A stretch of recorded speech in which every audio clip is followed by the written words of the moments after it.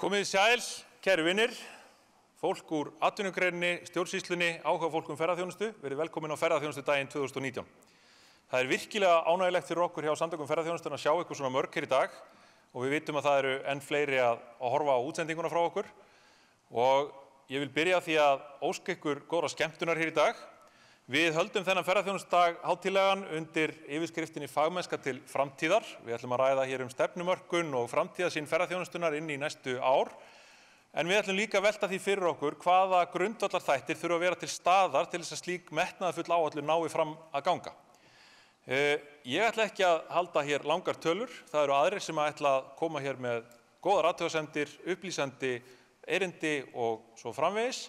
Og ég vil biðja fyrsta í pontu bjóða velkomna Bjarnheiður Hallsdóttir, formann Samtaka Ferðaþjónustunnar.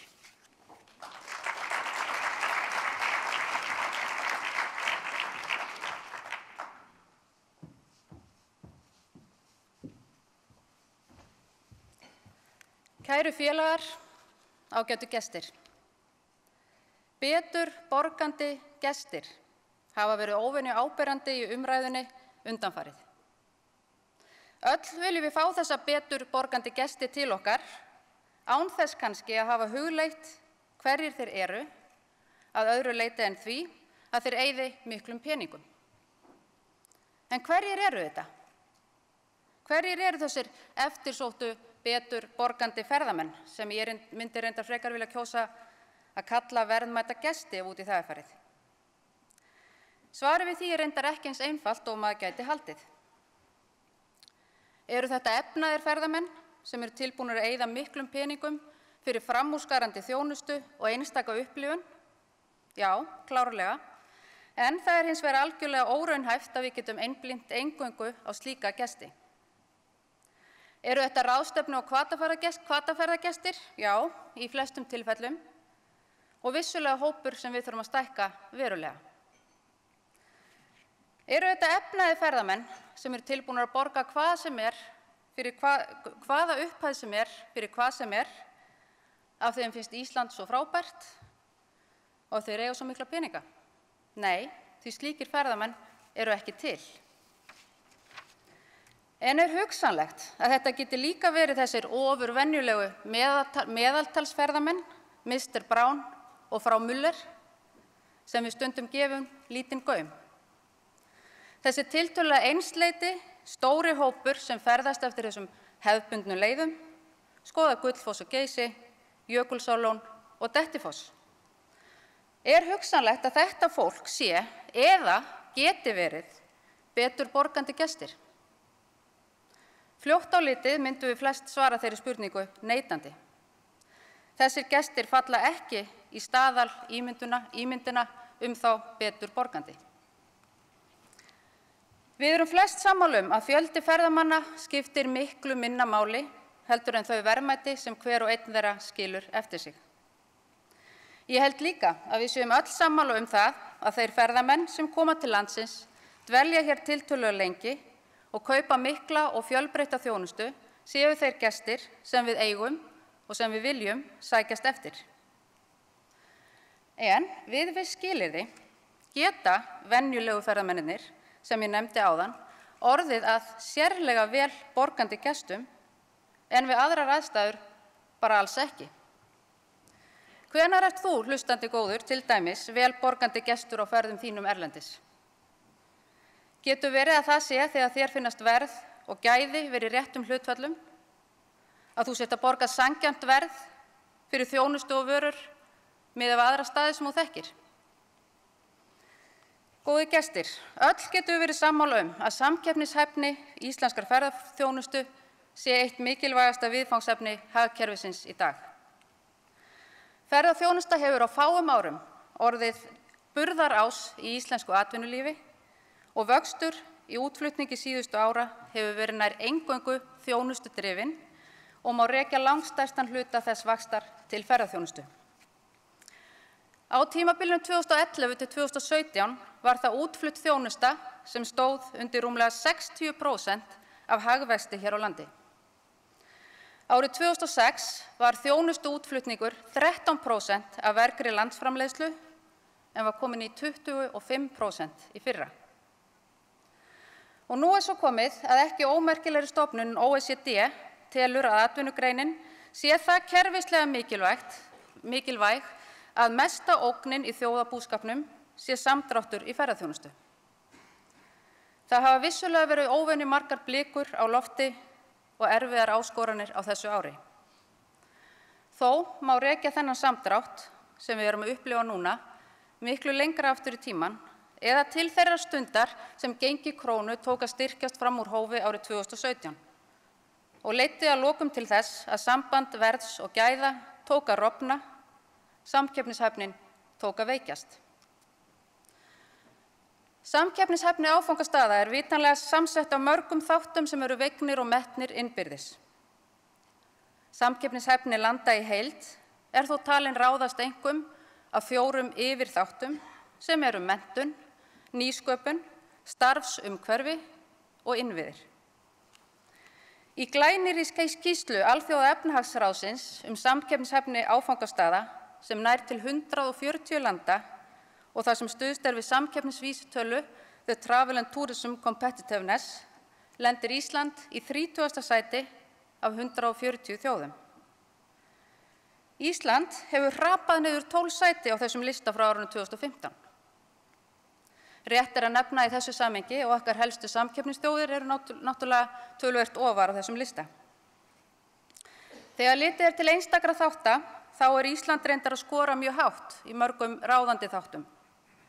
Til dæmis Ísland í öðru sæti þegar kemur að friði og öryggi og í 4. sæti þegar kemur að vatnsgæðum, jarðvarma, mannauði á vinnumarkaði, tengjanleika í flugumferð, aðgengi að bílaleigum og nettengingu. Á hinn bóginn samkeppnisstaðan afleit þegar kemur að verðlagi. Á þann mælikvarða Ísland í 138. sæti af 140 þjóðum. Sem sagt, í topp 3 yfir dýrustu ferðamannalönd í heimi. Það eru sem sagt ekki kjöraðstæður fyrir vini okkar, Mr. Brown og frá Müller, sem við vitum þó að hafa eftir sem áður mikinn áhuga á að ferðast landið og upplifa allt það sem það hefur upp á að bjóða. Og við vitum líka að hér allt til reiðu til þess að tryggja þeim ógleymanlega dvöl á landinu. Þessi staða leiðir okkur ósjálfrátt að þeirri spurningu hvers vegna við erum stödd á þessum stað og hvort það sé í okkar valdi að breyta þessari stöðu. Þrátt fyrir að það sé almennt álit að lífskjarasamningarnir sem undirritaðir voru nú í vor hafi verið hófstilltir, þá eru þeir ferðaþjónustunni mjög þungir í skauti og sumum fyrirtækjum jafnvel megn. Það var jú vitað að það var lítið sem ekkert svigrúm til launahækkana í greininni og má í raun segja að ferðaþjónustu fyrirtækin á landinu séu að stórum hluta að taka þessar launahækkanir á sig. Flest þeirra eru nú með sultarólina reyrða eins fast og mögulegt þar sem þau vita að hærra verð úti á mörkuðunum bara ekki í boði. Nú launatengdu gjöldin vilja oft gleymast í umræðunni en þau eru mjög há. Það einfaldlega mjög dýrt að vera með fólk í vinnu á Íslandi miðað við flest önnur Evrópulönd. Sérstaklega má þar nefna hið alræmda tryggingagjald sem vissulega hefur verið lækkað en miklu minna en stjórnvöld höfðu lofað. Þessi lækkun þarf auðvitað bara að vera miklu hraðari enda hafa útgjöld hins opinbera til atvinnuleysis eða vegna atvinnuleysis lækkað marga tugi milljarða frá árunum strax eftir hrun. Ekki má svo gleyma grænum sköttum sem fara mjög hækkandi og hlýtur það að vera lágmarks og jafnframt grundvallarkrafa að stjórnvöld birti bókhald yfir ráðstöfun þeirra. Nú skattbyrði fyrirtæki einnig há í alþjóðlegum samanburði og vil ég í því sambandi einkum nefna fasteignagjöld sem auðvitað eru hærri hér en í flestum öðrum Evrópulöndum. Hvaða vit til dæmis í því að vegna vafasams tekjugrunns hafi tekjur sveitarfélaga af fasteignaskattum hækkað 35% frá árinu 2012 og séu lungin af tekjuauka þeirra á þessum tíma. Svört og ólögleg atvinnustarfsemi enn allt of útbreidd og gerir samkeppnisstöðu fyrirtækja sem eru með allt sitt upp á borðum algjörlega óþolandi. SAF hafa lengi kallað eftir miklu skilvirkara eftirliti með bæði innlendum og erlendum aðilum sem hana stunda og það ljóst að hér þarf að gefa verulega í. Rétt í því samhengi að minnast á úttekt SAF á þessum málum fyrr á þessu ári og praktískar tillögur til úrbóta. Kæru gestir, fíllinn í stofunni og einn mest ráðandi þáttur í samkeppnishæfni íslenskrar ferðaþjónustu þó gengi íslensku krónunnar. Það sorglegt en því miður satt að tiltölulega litlar sveiflur í gengi krónu gagnvart helstu viðskiptamyntum geta hreinlega skilið á milli feigs og ófeigs.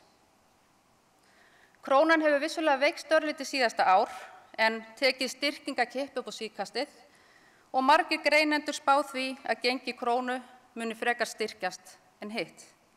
Og það gefur virkilegt tilefni til að hafa áhyggjur. Í stuttu máli þá ætla ég að leyfa mér að fullyrða að krónan sé enn of sterk til að ferðaþjónustan geti dafnað á eðlilegum forsendum miðað við það erfiða rekstrarumhverfi sem hún hrærist í. Það beint samhengi á milli gengisvísitölu og eftirspurnar eftir íslenskri ferðaþjónustu og það eru bein tengsl á milli gengisvísitölu og afkomu íslenskra ferðaþjónustufyrirtækja. Ferðaþjónusta einfaldlega mjög verðnæm, eins og kom bersýnilega í ljós nú í sumar þegar útgjöld ferðamanna á Íslandi reyndust dragast miklu minna saman en áætlað var og það að stærstum hluta rakið til veikingar krónunnar nú á sumarmánuði. Ný könnun Landsbanka Íslands meðal félagsmanna Samtaka ferðaþjónustunnar styður þessar fullyrðingar.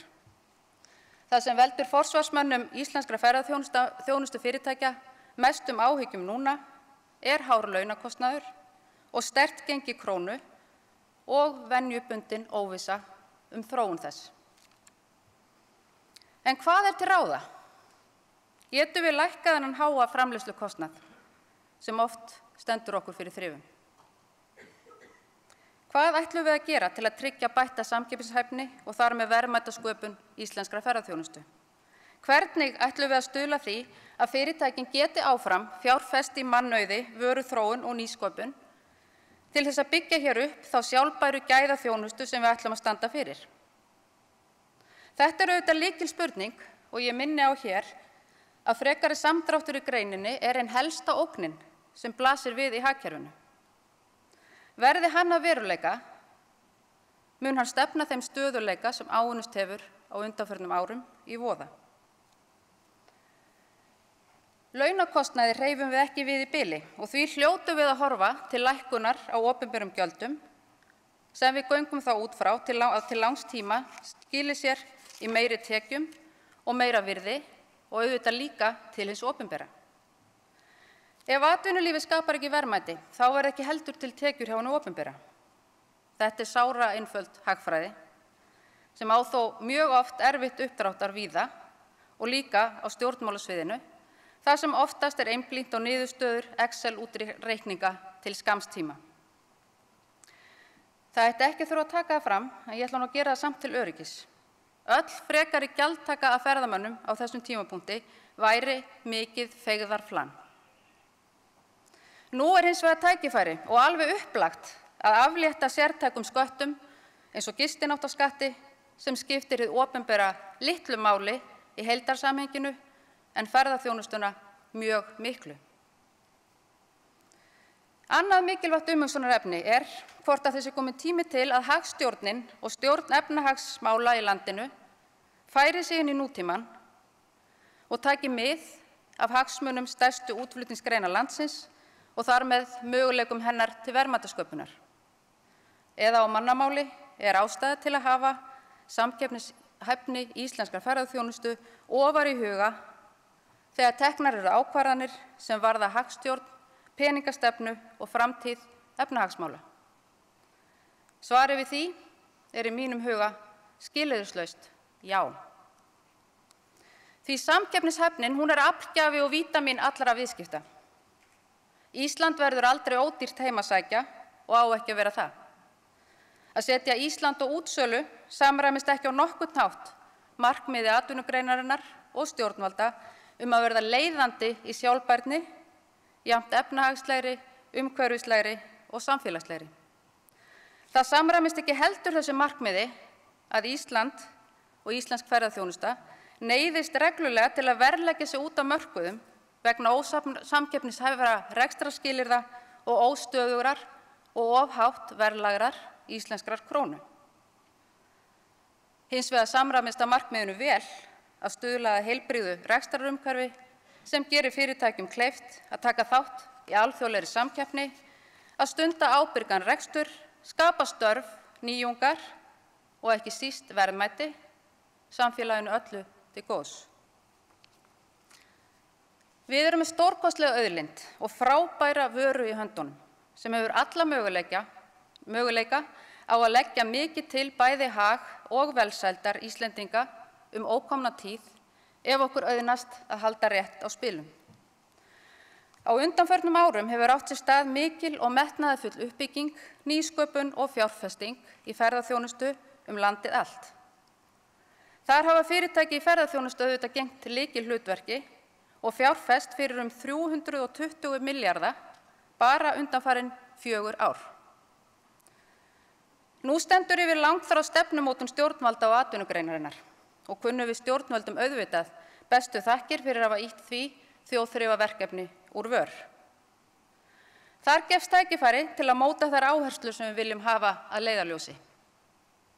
Leiðarstefið sjálfbærni. Heilbrigt rekstrarumhverfi forsenda sjálfbærni og styður þar að auki við markmið fagmennsku og aukin gæði. Stefnumótun tekur tíma. Það þarf hins vegar að grípa strax til aðgerða í því skyni að bæta samkeppnishæfnina. Og þá ég ekki að tala á næstu misserum, heldur núna strax. Með hagfelldara rekstrarumhverfi þar sem verð og gæði fara saman mun okkur ganga miklu betur að markaðssetja landið. Gildir þó einu hvaða markhóp að ræða. Efnuðu ferðamennina, ráðstefnugestina eða aðra mikilvæga gesti. Það allavega alveg á tæru að með betri samkeppnishæfni verða Mr. Brown og frá Müller fljóta að taka upp veskið, dvelja lengur, ferðast víðar, kaupa meiri þjónustu og verða miklu betur borgandi gestir og þar með verðmætari viðskiptavinir. Það jú það sem þetta allt snýst Takk fyrir.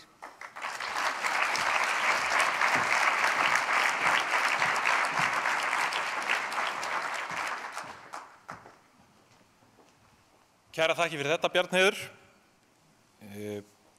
Næst á dagskrá Innslag með ferðamálaráðherra. Það vill svo til að ferðamálaráðherra erlendis í dag og gat því miður ekki verið með okkur í dag sem henni þótti nú ósköp leiðilegt. Var mikið búin að hlakka til að koma hérna og ræða við okkur, en bað fyrir afskaplega góða kveðju á fundinn og peppkveðju, eins og henni líkt. Við fengum hins vegar að fara með henni í Gullhring, núna einn góðviðrisdag í september, þar sem að íslensk náttúra skartaði sannkölluð þjóðhátíðarveðri.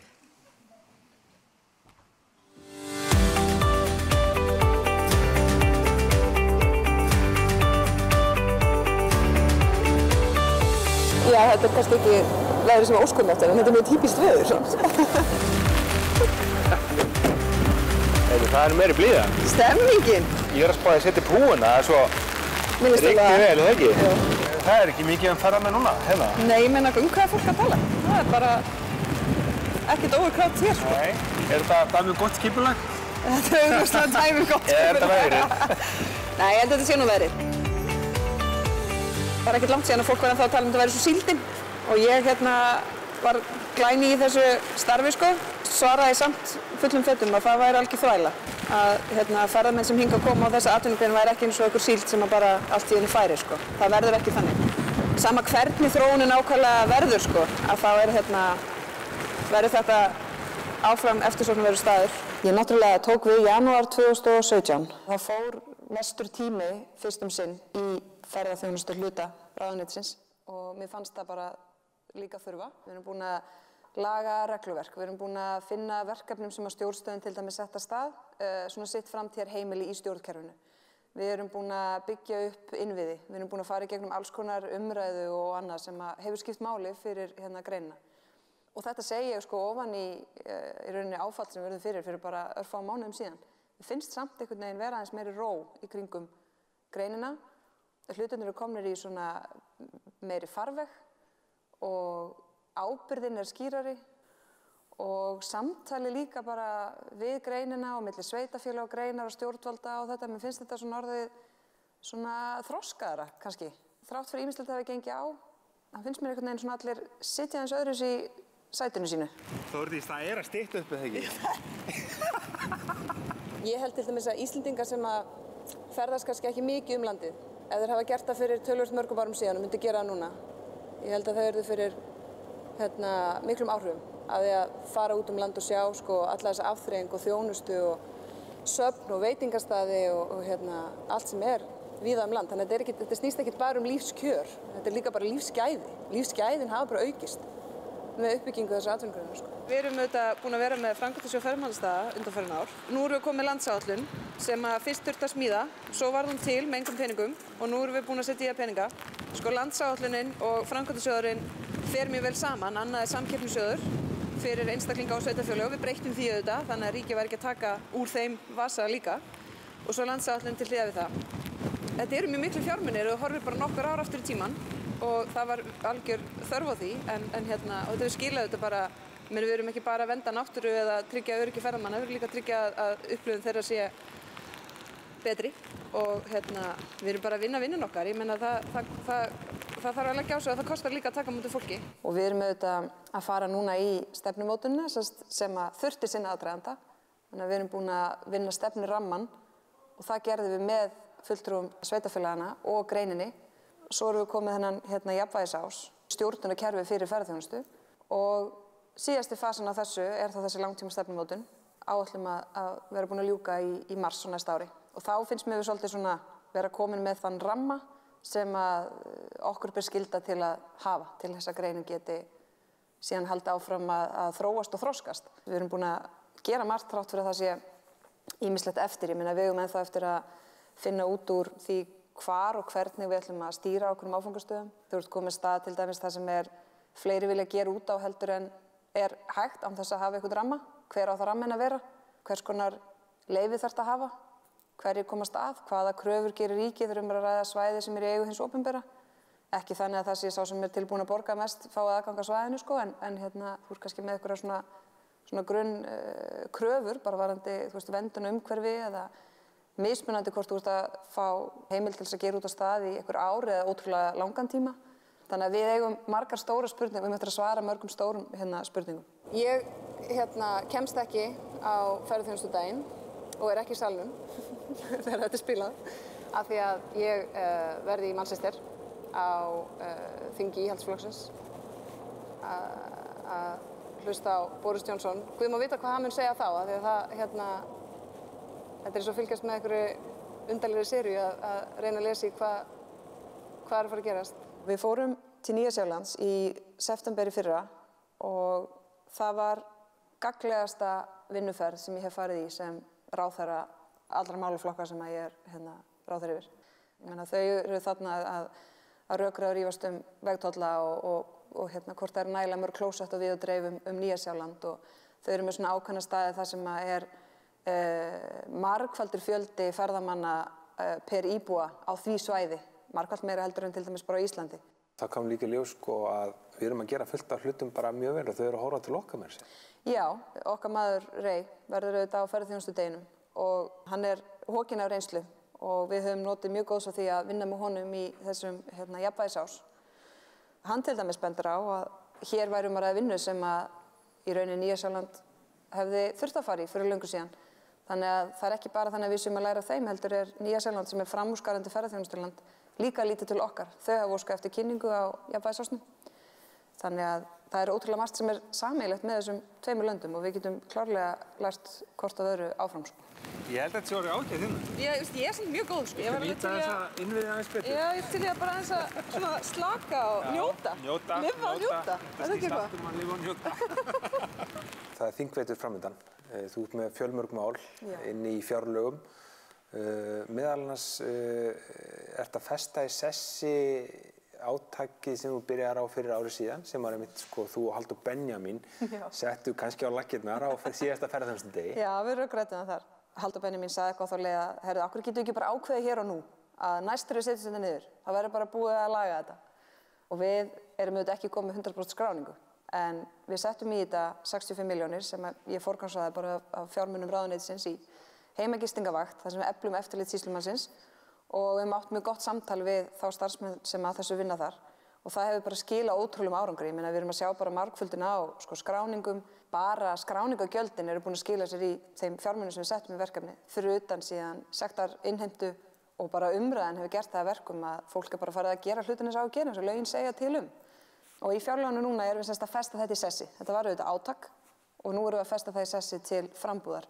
Ég með væntingar og gerir þær kröfur til mín og míns fólks að á næsta degi ferðaþjónustunnar getum við sýnt fram á árangur af tiltekt í reglufargani og einföldun og þessari svona rafrænu stjórnsýslu þannig að einstaklingar hvort sem þeir eru að sækja leyfi til þess að gera hvaðina, að það sé bara gert í gegnum eina gátt og við einfaldlega fellum brott reglur sem þurfi ekki að vera til staðar. Þannig að ég myndi segja að það væri svona næsta stóra verkefni sem að ég vonast til að geta þá státað einhverjum árangri á næsta ári. Nú ert þú fyrrverandi hótelstarfsmaður. Já. Er það nógu vel þrifið og er þetta svona til brúks? Þetta náttúrulega þannig standard til þessu hóteli að ég bara ekki vissum að ég fengi vinnu, sko. Hvernig viltu sjá ferðaþjónustuna festast í sessi sem burðaratvinnugrein til langs tíma? Mér finnst við vera að taka skrefin í þá átt. Mér finnst það skipta máli ef við séum að tala gæði umfram magn. Að við séum að leyfa okkur að gera kröfur til okkar fyrirtækja, okkar umhverfis, stjórnvalda, að við séum að gera hlutina vel. Jú, það er dýrt að koma hérna, það verður alltaf dýrt að koma hérna, en að fólk upplifi að verð og gæði haldist í hendur. Ég vil sjá okkur svona halda í okkar sérstöðu, sko, hvað varðar íslenska náttúru. Við erum hérna með jarðhita sem hitar upp húsin okkar, við erum að fara í orkuskipti. Ég vil sjá ferðamenn hér keyra á rafbílum sem þeir stinga alls staðar í samband. Við erum að vinna matvælastefnu sem ég held að geti haft áhrif á íslenska ferðaþjónustu. Að það sé bara algjör upplifun að koma til Íslands. Og mér finnst við alveg vera að ganga í þá átt og ég held að það sé mjög mikil eftirspurn eftir því, bara líka hjá Íslendingum. Ég er mjög bjartsýn fyrir hönd íslenska ferðaþjónustu. Þetta er bara orðin undirstöðu atvinnugrein á Íslandi. Og við höfum bara að leyfa okkur að hugsa svolítið stórt og átta okkur á því hvað við höfum upp á að bjóða. En halda aldrei að það einhvern veginn komi að því bara. Það eru fullt af öðrum löndum sem hafa líka upp á meiriháttar hlut að bjóða. En við þurfum bara að leggja okkur öll fram og gera þetta almennilega. Og þá trúi ég því að eftir 10 ár séum við með fleiri svona verkefni.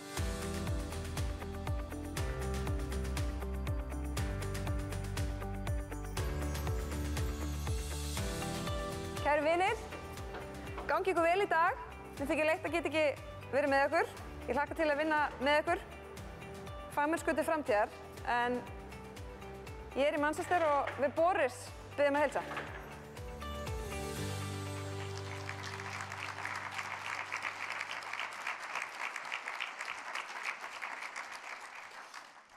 Já, við þökkum Þórdísi kærlega fyrir að hafa gefið sér tíma í dagskrá ráðherrans til þess að fara í þennan blauta túr og fara svolítið yfir sviðið.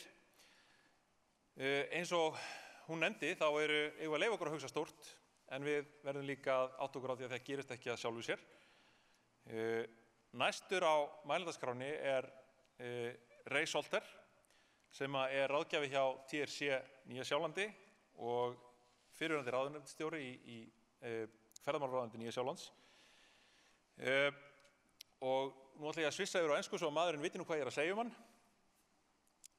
Our keynote speaker today comes from New Zealand and has extensive experience in establishing and setting the strategic directions for policy teams research programs and overall organizational priorities for tourism and environmental sectors. As a former GM of the New Zealand Ministry of Tourism, Ray has been responsible for developing tourism strategy, policies and responses to a wide range of tourism issues, including marketing, aviation issues, environmental sustainability, product development, and integrating tourism development into local government planning. Please welcome Ray Salter.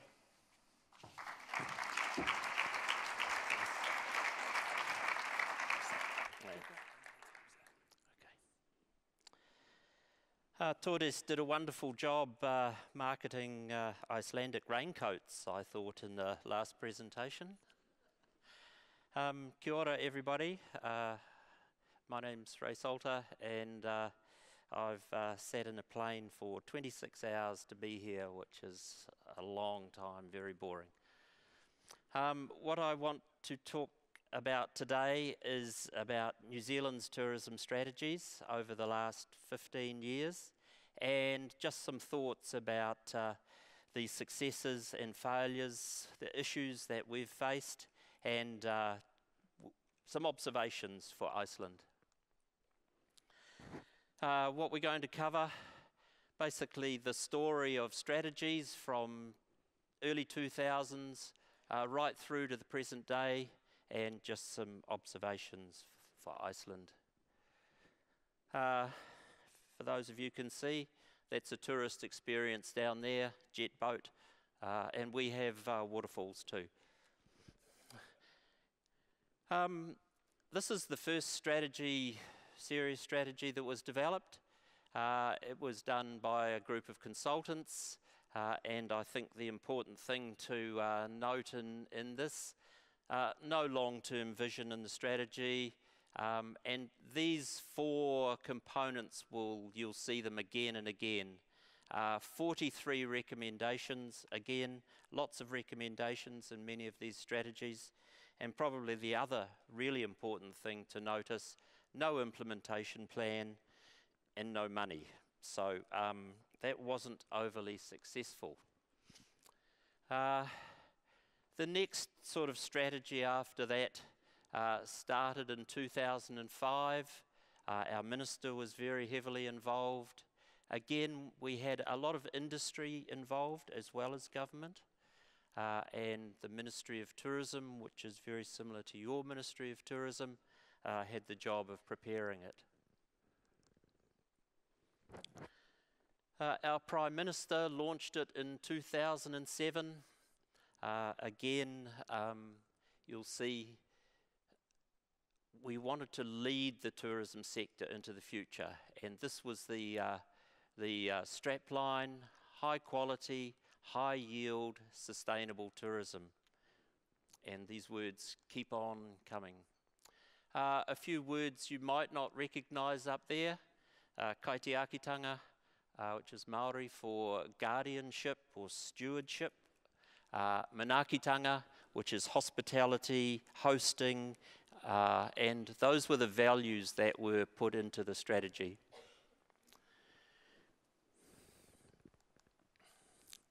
And there were 4 outcomes that the strategy sought to achieve. One was around the experience of the visitor. We wanted it to be world class. We wanted the tourism to be prosperous, and the industry was growing, so one of the important things was around attracting investment, protecting the environment, and again we come with communities working together for mutual benefit. For the first time we had some goals, and those were the numbers that were put into the strategy. As you can see, we had some very strong international growth objectives and some pretty low domestic ones. Then 2008, what happened was we actually got some money to implement the strategy, which was a first. But then in November we had a change of government. Our Prime Minister became the new Minister of Tourism, and so what happened actually happened, because often we don't assess how well we did. So there's the results, basically. This is an artefact of the statistics issue that we have. We stopped measuring domestic tourism in 2012. So that was 2010, and basically just before that the GFC happened. Our industry just about completely stopped in terms of visitor arrivals for a while. Nobody was sure what was going to happen. The strong focus of our industry was very much around international tourism, even though 60% of our tourism economy was domestic, which is significantly more than Iceland. As I said, we had a new minister, not interested in the previous tourism strategy. It was prepared by another minister from a different political party. Then some of you may remember that we had some major earthquakes which largely destroyed one of our major cities. So that was the context of the next tourism strategy. The important thing here was that industry led this process, and it was very much driven by industry. It was released in 2014, and this was it, Growing Value Together. And these are the pillars of the strategy. Again, productivity, connectivity came in as connecting New Zealand to the world. Value, visitor experience again, and data around at the core of it, in terms of prioritising data to drive the whole strategy. We put a fairly large number on the value of tourism. The current exchange rate is 80 ISK to 1 New Zealand dollar. So what's that? 3.2 billion ISK. So how do we do? 5 years on. We've had a 54% increase in visitor spend, international visitor spend. Arrivals are up 38%. Even domestic tourism spend is up. Now those are probably pretty poor numbers compared with Iceland's performance, but for us they were pretty good. And contribution to export earnings as a percentage of our economy, tourism has grown significantly. It is nowhere near as big a percentage of the New Zealand economy as tourism is here in Iceland. The goal was $40 billion, and in 2019 we hit $39 billion, so that required a little bit of a rethink and a recalibration. Some other aspects of the tourism strategy haven't gone quite so well. One of the elements of productivity is around regional spread. We have 6 gateway cities where international flights come in, and we have a lot of regional regions as well. And this is basically the ratio of, that's the gateway proportion of visitor spend, and that's the regional proportion of visitor spend. It's 2014, 15, 16, 17, 18. We're not doing very well on that score. Basically, we haven't changed the distribution of visitors over the last 4 or 5 years. And another issue for us is seasonality. And again, summer, 34% over the last 5 years. Winter has barely changed. Sorry, that's autumn, spring. So again, we haven't really moved the dial on some of these factors. It still looks very much like it was 5, 10 years ago.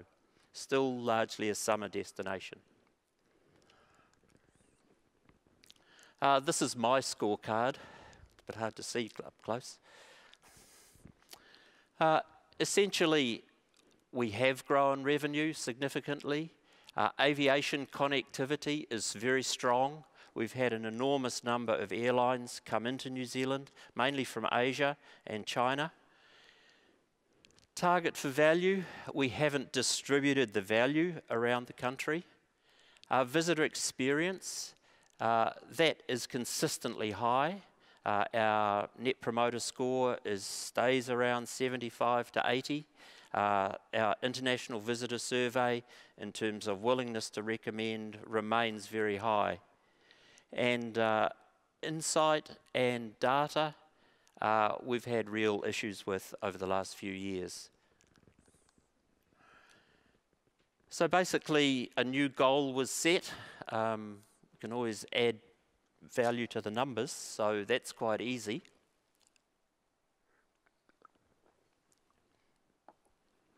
But one of the things that was really missing out of the last strategy, which was in the strategies before the global financial crisis, and that was sustainability and the environment. It was completely absent. So it was quite easy just to add another word to the strategy. So it's now Tourism 2025 and beyond, which leaves it pretty open. And we're talking more about sustainability now. And this is really the framework that has been redeveloped from the last one. And now you can start to see that sustainability is in the core of our goals. Environment comes in. Knowledge is still that information connectivity, and community takes a much higher role in the thinking of how we should approach our tourism sector. We're still going that this is all industry driven. Again, some new goals, again about visitor experience, about community acceptance, about welcoming our guests and our visitors. Environment is now right to the front, and economy is still very important. There are 10 actions inside the strategy, and I won't go through them, but essentially they just come down to the next level of what needs to be done to deliver on those goals. You'll see some very familiar terms in here about measuring carbon use, engaging the community. For the first time, there's a focus on domestic tourism. As I said, it's 60% of New Zealand's tourism economy. It is profoundly important. Infrastructure as well, a similar issue to Iceland. So many of the issues that you're facing, we face as well. As I said, all that strategy work was done by the industry. So finally, the government decided that they needed to get on to the same page as well. So there is now, over the last 12 months, there's been a government strategy that's been developed. It was developed by the same equivalent agency as yours, and our Department of Conservation. That department is responsible for managing all of our protected areas and all of our nature sites and national parks. And surprisingly, similar outcomes to the other one, except with a strong skew towards the environment. So again, productivity, quite a lot about the Department of Conservation's role around environment, culture and history. So a broader picture of the assets, exceptional visitor experiences again, and this is really about trying to ensure that everybody benefits from tourism, and again a focus on how do we generate benefits for the wider region. And I thought I'd show you a few pictures of the region that I'm involved with. And the top priorities for government is very much about coordination across the whole of the government system. We have a lot of government departments. They sometimes talk to each other, sometimes they don't, but we need them all to act in concert to deliver on the tourism goals. Funding has been a very highly debated issue, and I'll talk a little bit about that. Also, destination management and destination planning is becoming far more important, in that a lot of our regional tourism organisations were very involved in marketing, but not in the longer term destination management role. And we're still on about better data. So what's happened? We've got this strategy developed by the industry, and we've got this one developed by the government.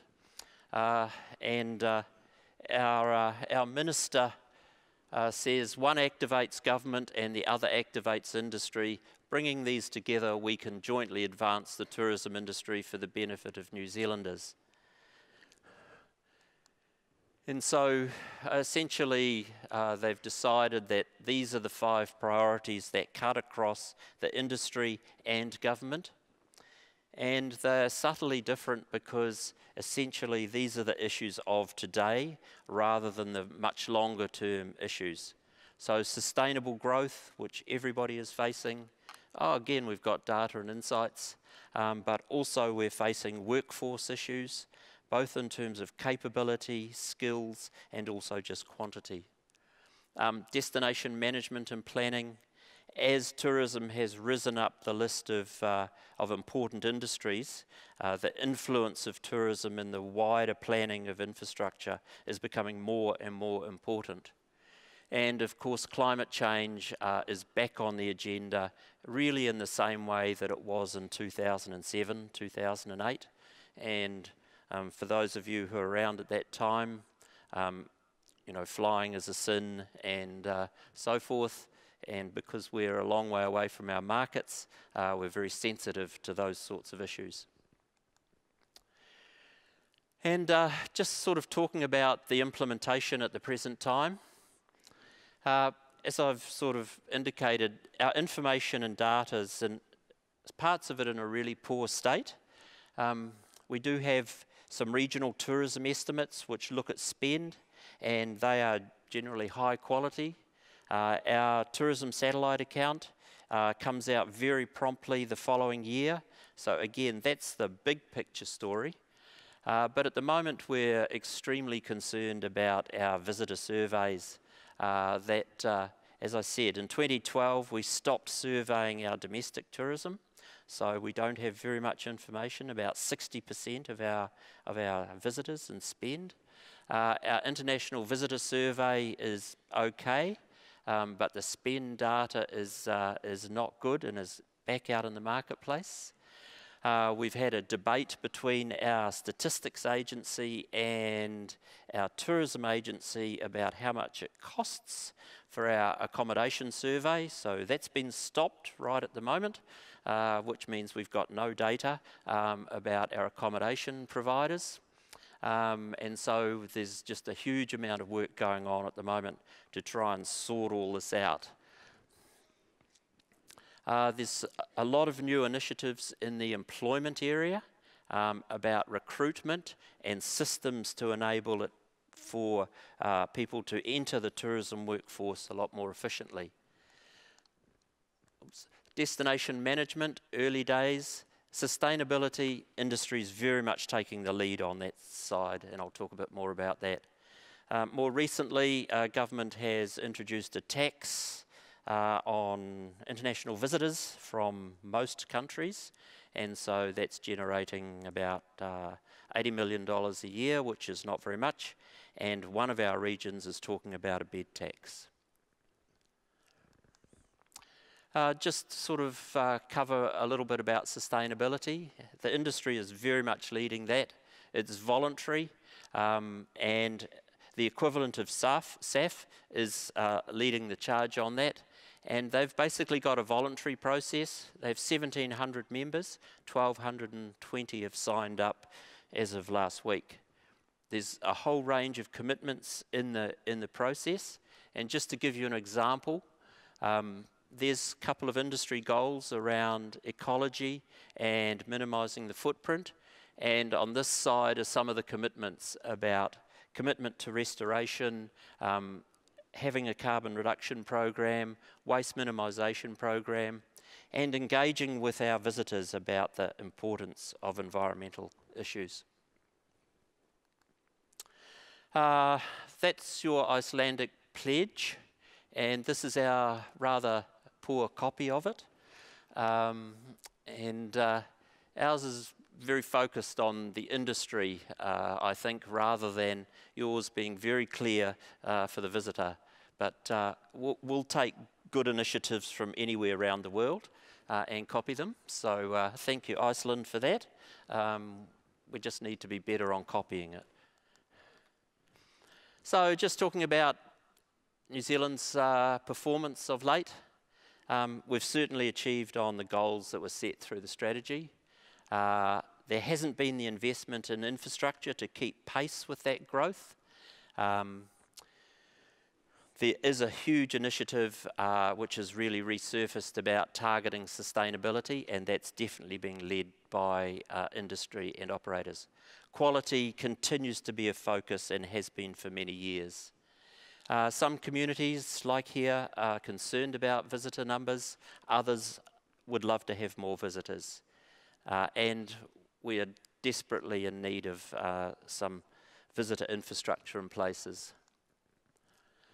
So just a few thoughts in terms of our experience. One is very much around cooperation and collaboration. Working together, it's absolutely vital.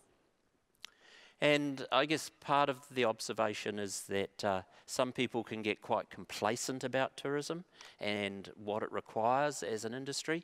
I think you probably know more than this, many about this in terms of how important it is to keep tourism top of mind of everybody. The other thing is around resilience in terms of reliance on a single market, a single supply, maybe 2 airlines only, etc., and diversification of your portfolio. We've certainly been heavily involved in that. Using all the tools in the toolbox, there's lots of levers that can be pulled in terms of what government can do, regulation, incentives, what the industry can do for itself. And all of them need to be looked at. Quality systems are really important. Marketing, in my observation, is often used just to drive visitation, but can be used as a means to an end. And infrastructure, not getting behind is absolutely vital. Just sort of reflecting on the quality systems. New Zealand's quality system, which is very similar to your Vakanen, has been completely redeveloped over the last couple of years. It's really strengthened the environmental performance requirement. It's also strengthened up third quality reviews. So instead of focusing on a lot of the bricks and mortar and the buildings, it's now very much more focused on the visitor experience. And one of the things that we've also done, and this is run by Tourism New Zealand, we've stolen this from the Canadians, and this is really a best of the best experiences, and it's in year 1, and the goal will be to gradually build up recognition of the very best experiences that the country has to offer. Marketing is a means to an end. As I've said, seasonality we struggle with. Targeting markets, we're really focusing on some markets that come in winter. For example, for us, it's the Indian market, who want to escape India in the summer and come to New Zealand in the winter. Also promoting lesser known attractions and experiences. There's some places that we've stopped marketing completely, just to reduce the pressure on them. And one of the challenges that everybody copies everybody else. So you've got Alberta, we've even got Iceland, Chile, Australia, and they all start to look the same.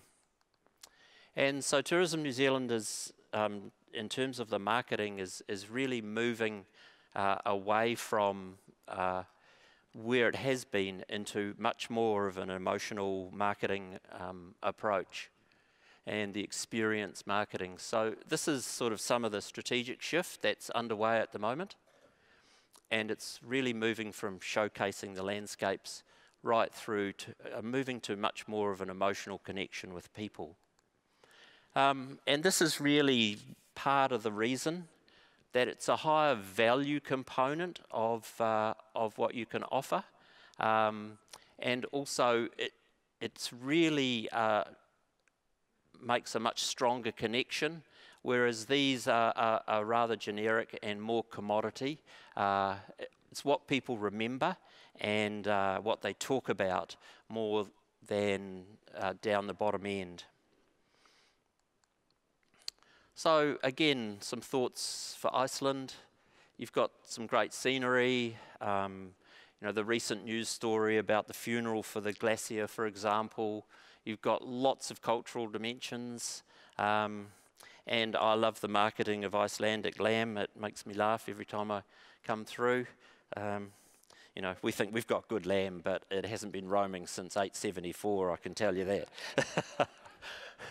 Mind you, we do have 20 million sheep, so we've got a lot more of them.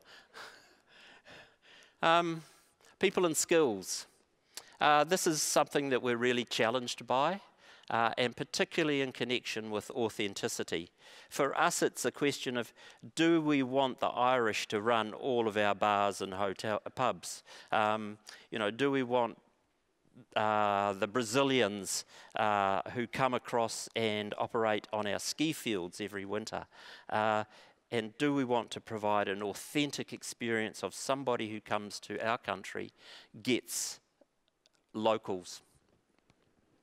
Health and safety is another one that we've been quite heavily involved in.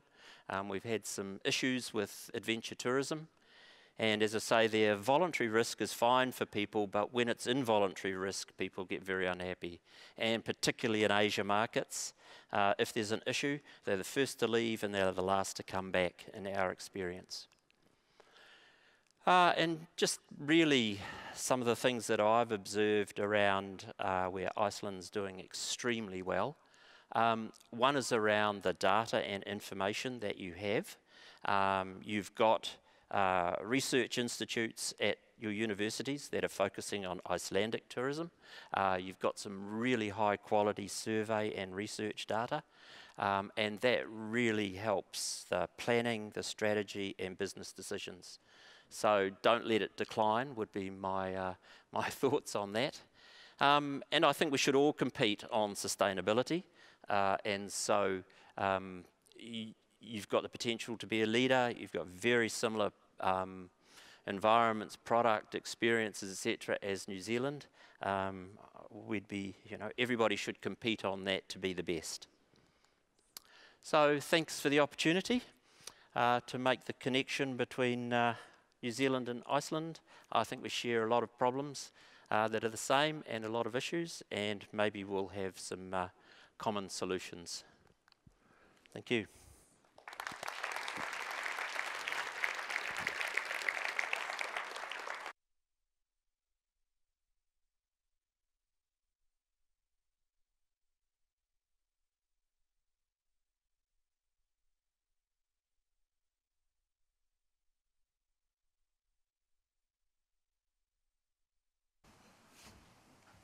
Thank you very much, Ray.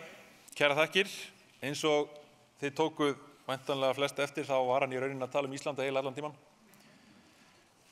Það ótrúlegt hvað eru mikil líkindi með þessum tveimur löndum, ekki bara varðandi náttúru og annað, heldur líka bara hvernig ferðaþjónustan tengist við samfélagið og hvernig uppbygging hefur átt sér stað, þótt að við höfum svona farið kannski svolítið aðra og hraðari leið. Ég held að það sé ýmislegt sem við getum dregið lærdóm af þarna og ýmislegt svona sem að panelarnir hér á eftir geta velt fyrir sér í tengslum við Ísland, en við ætlum að vinda okkur yfir í það sem að ég kýs að kalla haglarapanela. þar sem við erum með 3 20 mínútna umræðubúta, þar sem við fáum fólk með vita málum til þess að spjalla saman mikilvæg málefni sem við þurfum að horfa til ef við ætlum að ná þessum stóru markmiðum sem við höfum sett okkur í stefnumörkuninni og erum að fara að horfa á það hvernig við getum einmitt implementerað eins og kom fram hjá hér áðan að það ekki síst það sem kannski þarf að vera til staðar, hvernig við nýtum fjármuni og framkvæmum síðan það sem þarf til þess að ná markmiðunum. Í fyrstu umræðurnar þá ætla ég að bjóða þér velkomin á eftir í umræður markaðsmál. Til þess að velta fyrir spurningunni hvort markaðsmál Íslands, ferðaþjónustu landsins Íslands sé í góðu lagi og Ásberg Jónsson, framkvæmdastjóri Nordic Visitor, Guðmundur Arnar Guðmundsson, framkvæmdastjóri Markaðsakademíunnar og Pétur Þ. Framkvæmdastjóri Íslandsstofu ætla að taka þátt í umræðunum og Arnheiður Jóhannsdóttir, framkvæmdastjóri Markaðsstofu Norðurlands ætlar að stýra. Við ætlum að fá hér örlítið innslag á meðan þau koma sér fyrir á sviðinu og ég hlakka til að heyra hvað þau hafa að segja. Takk.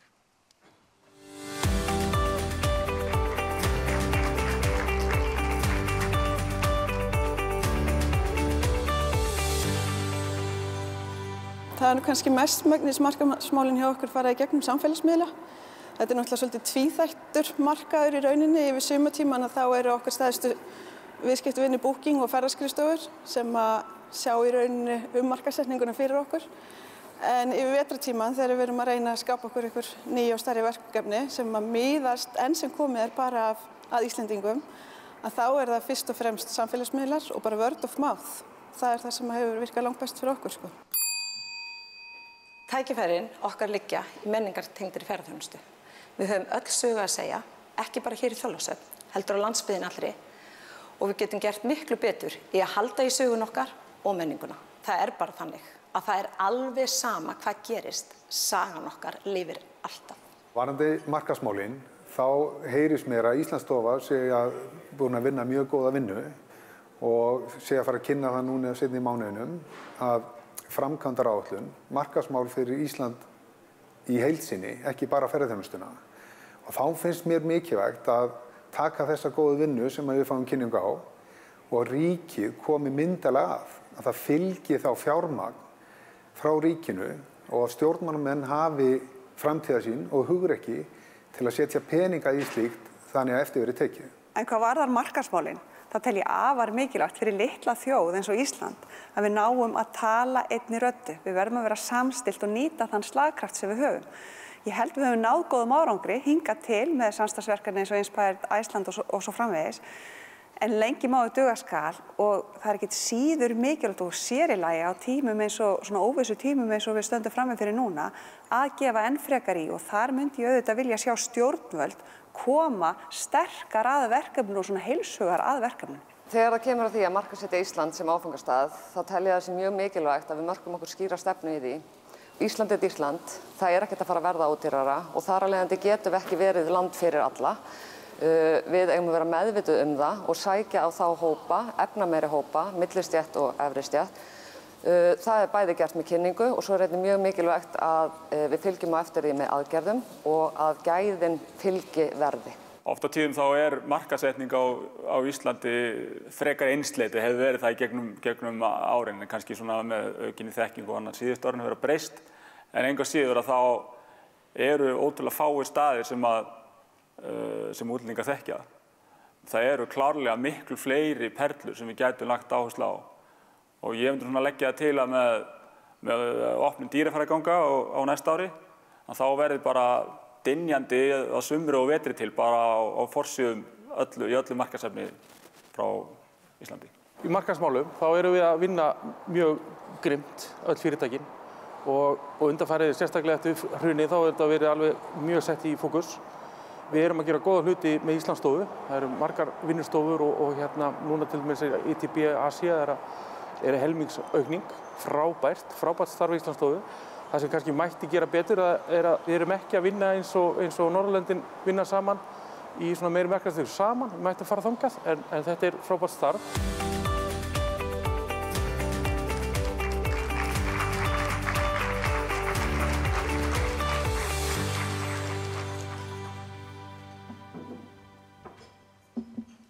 Já, góðan daginn.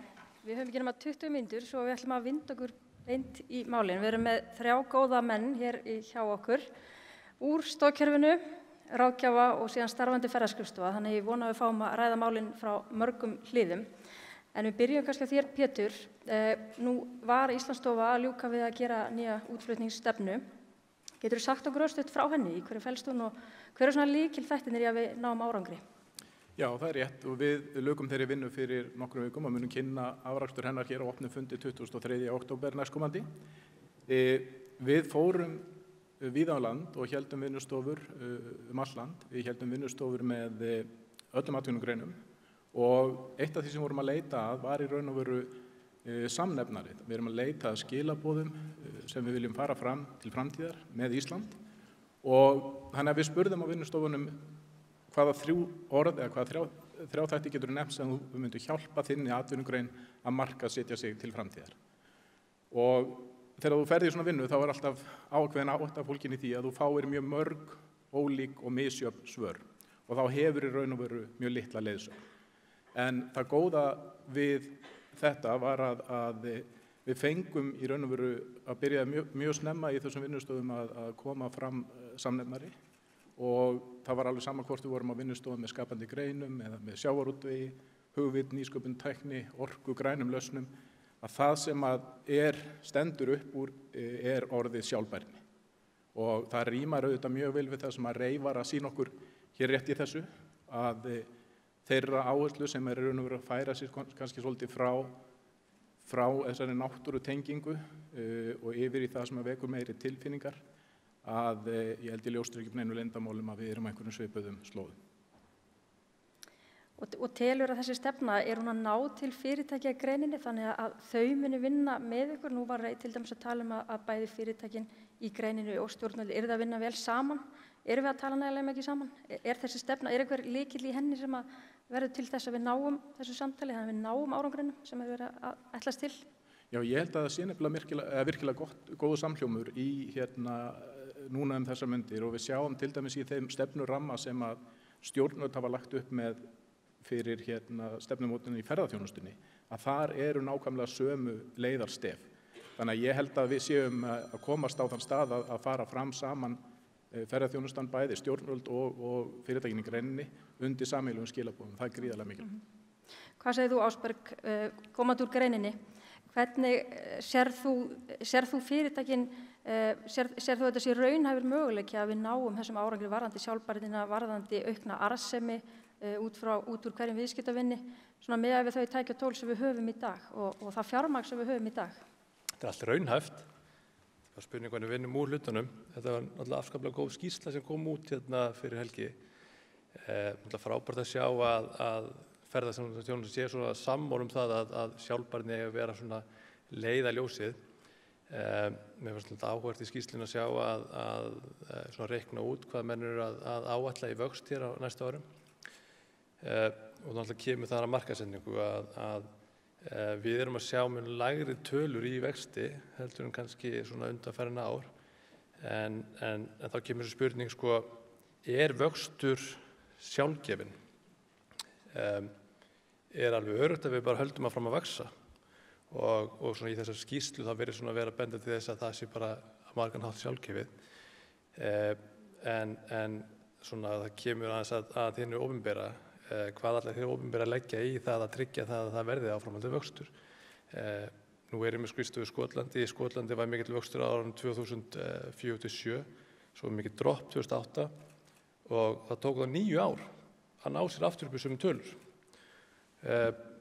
Og þannig að það mín skilaboð hér í útvarpið bara það að vöxtur, þó að sé ekki nema 25%, þetta er ekki sjálfgefið. Ég velti aðeins fyrir mér það með markaðssetningu að maður svona skynja það að samfélagsmiðlar hafa spilað miklu stærra hlutverk í vexti íslenska ferðaþjónustu heldur menn kannski jafnvel átta sig á. Ef þú skoða hversu margir vöxt samfélagsmiðla frá árinu 2012 og vöxt íslenska ferðaþjónustu, þá er bara nánast algjör samlegð með þessu. Og ég hef, hvað þýðir það? Ég hef svona vissar ágjörð því að Ísland sé ekki eins heitt í dag eins og hefur verið.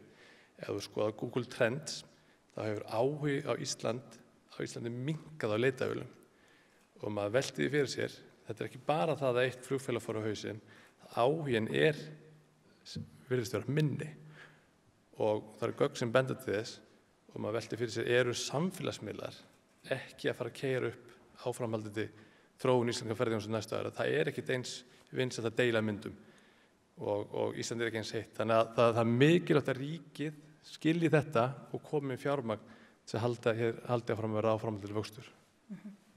Hvað segir þú, Guðmundur Arnar? Ertu sammála þessu?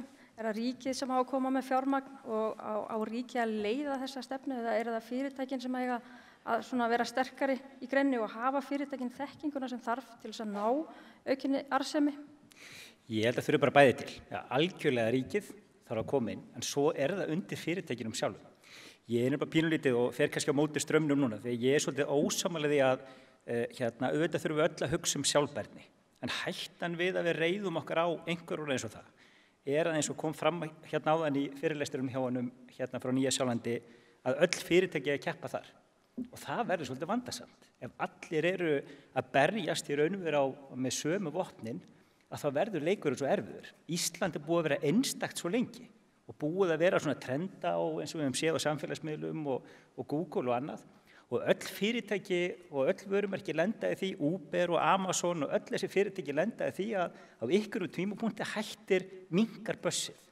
Það ekki að þau eru verri fyrirtæki eitthvað slíkt, það bara vita allar að þeim og þetta eru svona þekkt starf og þá þurfum við að fara að hafa svolítið meira fyrir hlutunum. Og líklega erum við bara komin á þann stað núna. Erum við þá ekki að nýta sérstöðun okkar nægilega vel til þess að kynna alla þá möguleika sem eru hér? Nú, ég vinn með alls konar fyrirtæki, bæði ferðaþjónustu og annað og það sem einkenni svolítið bara markastarf, það ekki gerist í Bandaríkjunum og Bretlandi, að það svona skammtíma hugsun í markastarfi. Það eru svona Google og leitarvélar og OTAs í þessum baransa sem að ráða í svolítið hver fær viðskiptin. Og það gerir það verkum, ef það mikill business, það bara allir að fá mikið af bókunum, þá þurfum við ekki að hafa eins mikið fyrir langtíma hlutunum. Nú held ég að leikandi séu bara svolítið að breytast. Við þurfum meira að vera að fjárfesta ferðaþjónustan sjálf og fyrirtækin þá, einstaka fyrirtæki að hugsa hver sérstaðan okkar. Af hverju erum við áhugaverð? Af hverju ætti blaðamaður eða bloggari að vilja fjalla okkur? Hvernig ætlum við að vera fræg? Hvernig safna tenglum og fá allar þessar aðgerðir sem við þurfum til að ná árangri í vörumerkjauppbyggingu í ferðaþjónustu? Og það ég sé stóra áskorun og það fyrirtækin sjálf fyrst og fremst. Það ríkið þarf að hjálpa til og tryggja eins og með sjálfbærnina að það séu auðvitað allir að leika þann leik, en ég held að það sé bara eingöngu miðin. Við verðum öll að vera að tryggja að við séum sjálfbæra við hugum að náttúruna því að þeir sem ekki að gera það, þeir verða bara ekki með, en bara leikurinn verður auðvitað erfiðari. Svo þegar við komum þangað, þá þurfum við að tryggja af hverju eigum við að vera valin. Það einstakt við okkur. Þú nefnir OTAs. Nú búin að vera mikil umræða það, þennan nýja vettvang. Eigum við að vera að vinna með þeim eða eigum við að láta eins og þessi nýja vettvangur sé ekki til? Hvernig eigum við að vinna þetta? Nú Íslandsstofa nýfarin af stað með Expedia í herferð. Hvernig getum við nýtt okkur þessi tækifæri sem að koma með rafrænum ferðaheildsölum? Ég svara? Þú mátt svara. Ég held að bara öll fyrirtæki þurfa með dreifistrategíu. Við þurfum að vera með margar leiðir til að dreifa. Það einföldun að hugsa, við ætlum ekki að vera á OTAs eða ekki vera hérna. Við verðum bara, það þannig í öllum geirum. Og ölgerðin það líka að gera það bara með Red Bull og Pepsi. Þannig að það í öllum geirum þannig.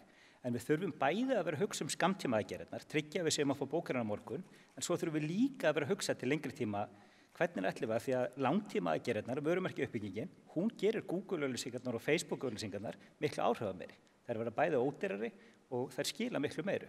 Ef við erum bara í skammtíma, að þá lendum við svolítið í því að við verðum bara skera niður kostnað, verðum háðar og háðar þessum skammtíma aðgerðum fyrir sölu og það getur alveg verið stefna hjá okkur að vera þar, en þá verðum við líka bara svolítið að sætta okkur við að dreifikostnaðurinn verið dýr, við erum ólíklega eitthvað einstök og fólk kannski velur okkur bara því að við erum efsta sæti á leitarvélalistanum varðandi verð og annað á þeim tímapunkti.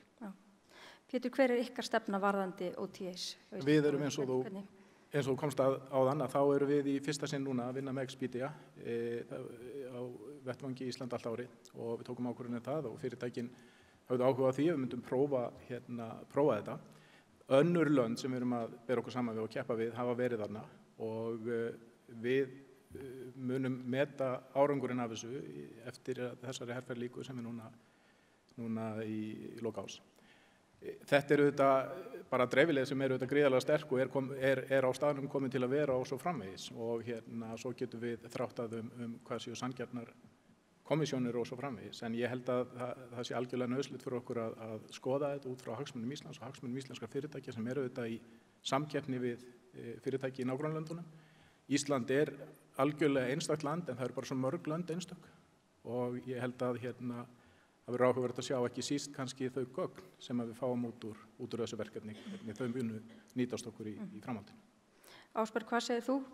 Nú hafa OTAs væntanlega verulega áhrif á þína starfsemi. Hvernig segir þú framtíðina? Já, ég náttúrulega lítið OTA sem samkeppnisaðila, þannig að mér finnst allt frábært sem Íslandsstofa að gera nema ég set svona smá spurningamerki við þessi herferð þar sem nýtist mér ekki neitt. En það kemur hagsmunasekkurinn upp en í sambandi við markaðssetningu gegn OTAs að eins og Guðmundur segir fyrirtækið þurfa bara að reyna að dreifa sinni markaðssetningu sem víðast. Það ekkert sem heitir ókeypis markaðssetning. Menn segja við höfum náð ágætis árangri með að ná okkur beint til viðskiptavinarins en það kostar bara rosalega mikið pening eins og allt annað. Og það náttúrulega þannig eins og með Google og alla þessar aðilar sem selja leit að verðið hjá þessum aðilum hækkar bara hverju einasta ári og þetta eru fyrirtæki sem eru í því að búa til pening og þessi hvort sem það OTAs eða Google eða Facebook þau taka alla upp á sársaukamörkum og það rauninni bara veruleikinn. Hérna áður fyrr það voru alltaf ferðaskrifstofur sem kannski voru aðal kaupandinn á íslenskri ferðaþjónustu.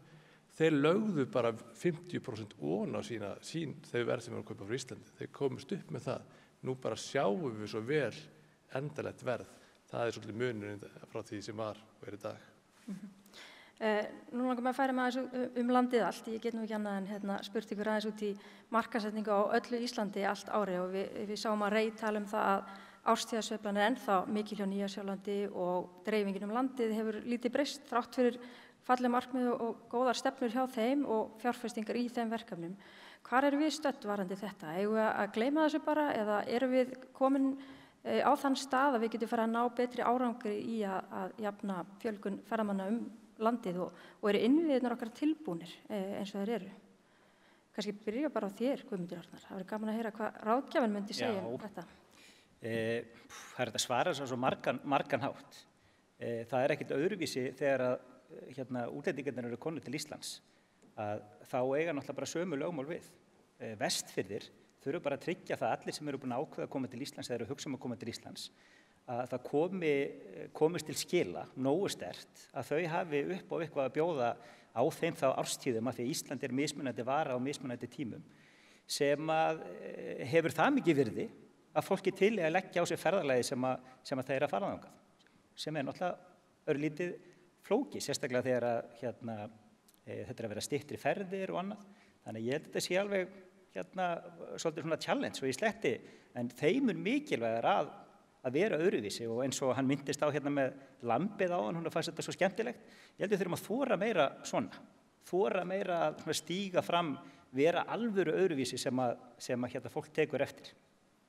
Hvað segir þú Ásberg? Erum við með nægilega sterka segla út landið allt? Nei, ég held ekki. Ég held það svo sem þekkja langflestir Gullfoss og Geysi og sækja þangað en margt sem getur lært af Nýja Sjálandi. Ég svolítið þeirri skoðun að við þurfum að byggja upp sterkari segla út á landi. Þetta svona eins og þegar þú ferð til Parísar þá ferðu og skoðar Eiffelturnin, þegar þú ferð til Brussel það einhver stytta sem pissar í einhvern foss og það fara allir að skoða það. Ég veit ekki alveg hvað það er. En ég sé það sem mikilvægt að byggja upp sterka segla sem lengst frá Reykjavíkurinni.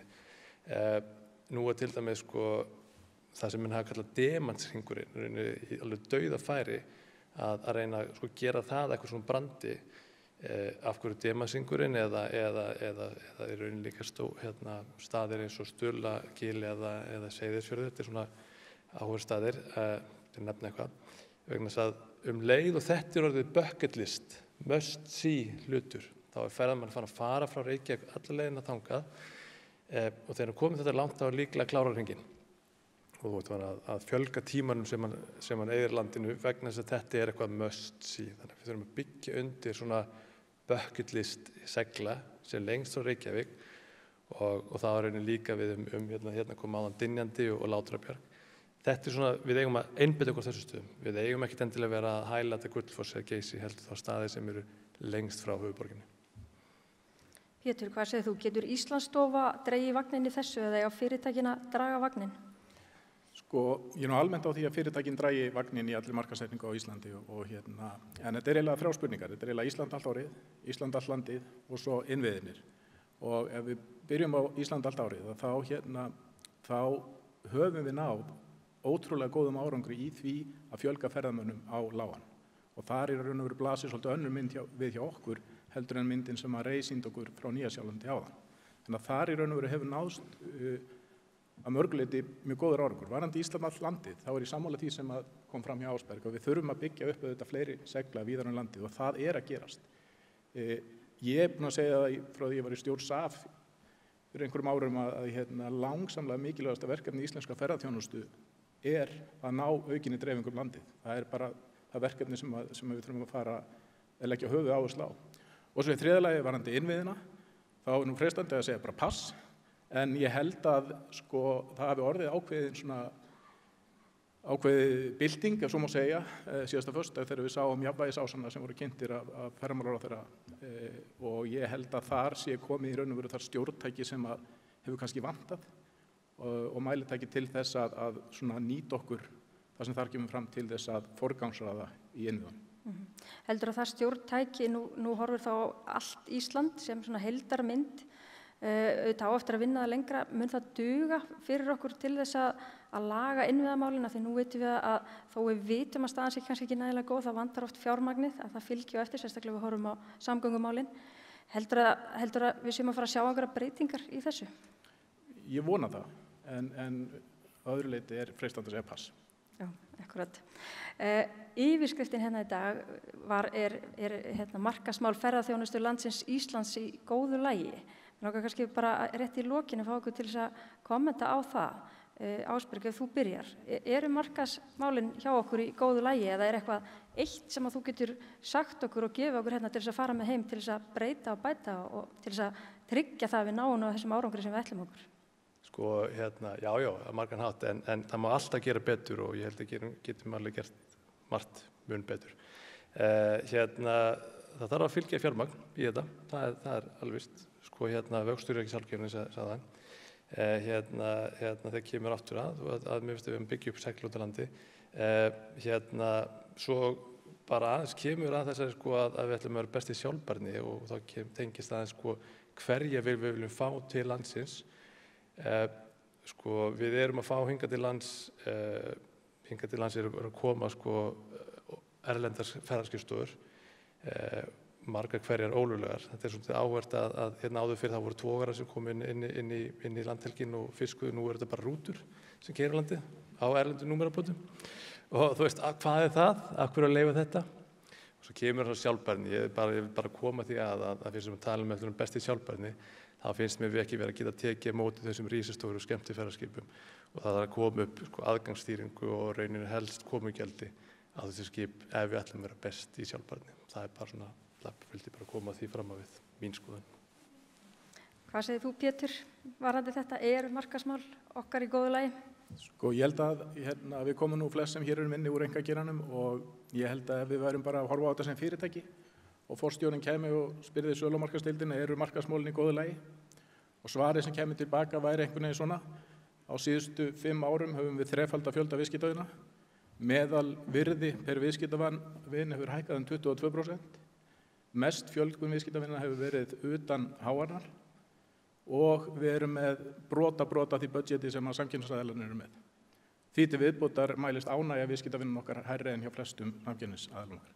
Ég held að séu ekkert margir forstjórar sem eru ósáttir við þetta svar, og þess vegna held ég að sé svolítið mikilvægt að við munum eftir þessari sögu, munum eftir þessari velgengni sem íslensk ferðaþjónusta hefur notið og það er nauðsynlegt að hafa það í huga að sú velgengni er fyrst og fremst greininni að þakka. Það er auðvitað greinin sem hefur fyrirtæki sem hafa keyrt þessar markaðsaðgerðir verið í lykilhlutverki ákvörðunum aðgerðir, markaðssvæði og svo framvegis og hafa auðvitað sjálf fjárfest stórkostlega í áfangastaðnum Íslandi og auðvitað mun hærri fjárhæðum heldur en stjórnvald og stjórnvald hafi vissulega lagt sitt á mörkum.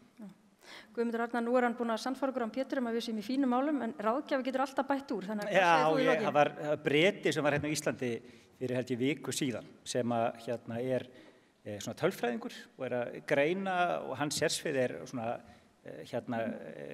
hvað einkennir árangur sitt markaðsstarf, og hann sagði svo skemmtilega hlut, hann sagði allir í marketing, bara stjórnendur, hafa svo miklar áhyggjur af því alltaf að vera alienata, og fyrirgefið að ég sletti, að alienata einhvern veginn markaðinn með því að vera öruvísi, að þá vilji ykkur ekki versla við ykkur eða verðum ekki nógu mikið fyrir ykkur eitthvað svoleiðis, og það allir einhvern veginn svo uppteknir áhyggjur af því, þegar allir ætti að vera brjálæðislega hræddur og uppteknir að sé sanna vandamál, að það eiginlega bara öllum alveg sama. Það svo erfitt að fanga athyglina í fyrsta lagi, og svo í öðru lagi þó við náum athyglinni, að koma því til skila af hverju við erum öðruvísi og hvernig, og af hverju við erum góður kostur. Þannig ég heldur sem bara komur á þann stað í ferðaþjónustuna að það búið að ganga mjög vel, nú voru örlítið breyttir vindandinn aðeins að breytast, og nú þurfum við bara að fara að horfa svolítið inn á við. Breyta, af því að það svolítið verið að tala við þurfum að búa til segla hér og þar, bara öll fyrirtækin í ferðaþjónustunni eiga bara að vera seglar. Það þarf engar nýja segla. Það þurfa bara allir að stilla svolítið af, þannig að öll fyrirtækin verði einstök á sinn hátt. Frábært, fín lokaorð. Við erum auðvitað bara rétt að hitna en við fáum ekki meiri tíma, þannig að ég þakka ykkur kærlega fyrir og þakka ykkur sem sitja í salnum og eru heima að hlusta fyrir áheyrnina. Vona að þetta skili okkur einhver skref áfram. Takk.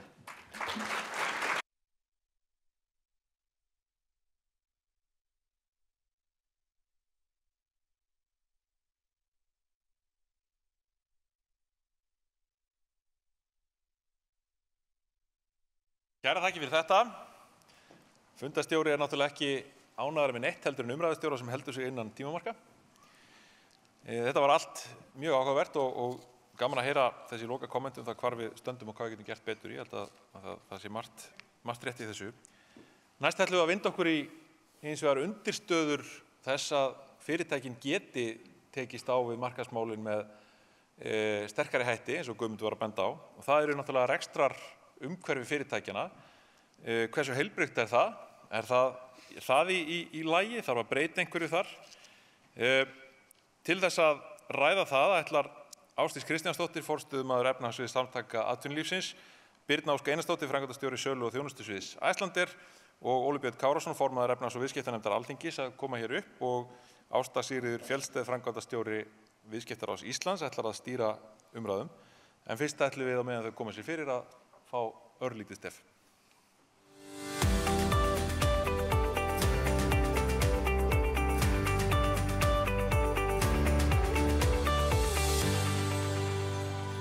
Stærsti óvissuþátturinn í mínu rekstri þegar ég lít tilbaka eru íslensk stjórnvöld. Hækkun á virðisaukanum 7–11%, gistinættaskatturinn og breytingin á honum, allt með gríðarlega stuttum fyrirvara, engin tími gefinn til að bregðast við. Það eru vinnubrögð sem eru gríðarlega erfitt að vinna undir. Og þess vegna hvet ég íslensk stjórnvöld til að fara að vinna með greininni og horfa til framtíðar. Þetta er ótrúlega erfitt og töff hver einustu mánaðamót. En ef þú hefur óbilandi ástríðu á því sem þú ert að gera, að þá ertu tilbúin til þess að hlaupa þetta maraþon, að því þú veist að þú kemur á rásmarkinu einn daginn. En það væri rosa næs ef að stjórnvöld væru svona á hliðarlínunni með vatnsbrúsa, svona til þess að hvetja okkur áfram og létta okkur lífið. Hvað varðar rekstrarumhverfið, þá hljótum við að gera þá skýlausu kröfu að við setjum við sama borð erlend ferðaþjónustufyrirtæki og íslensk ferðaþjónustufyrirtæki.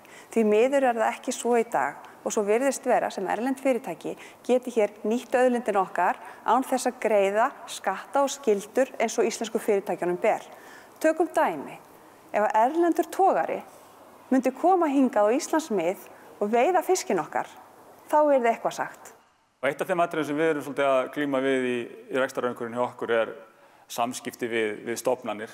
Og maður fær ofta tilfinninguna að það sé frekar verið að reyna að draga úr manni heldur en að reyna að styðja manni í því sem við erum að fást við.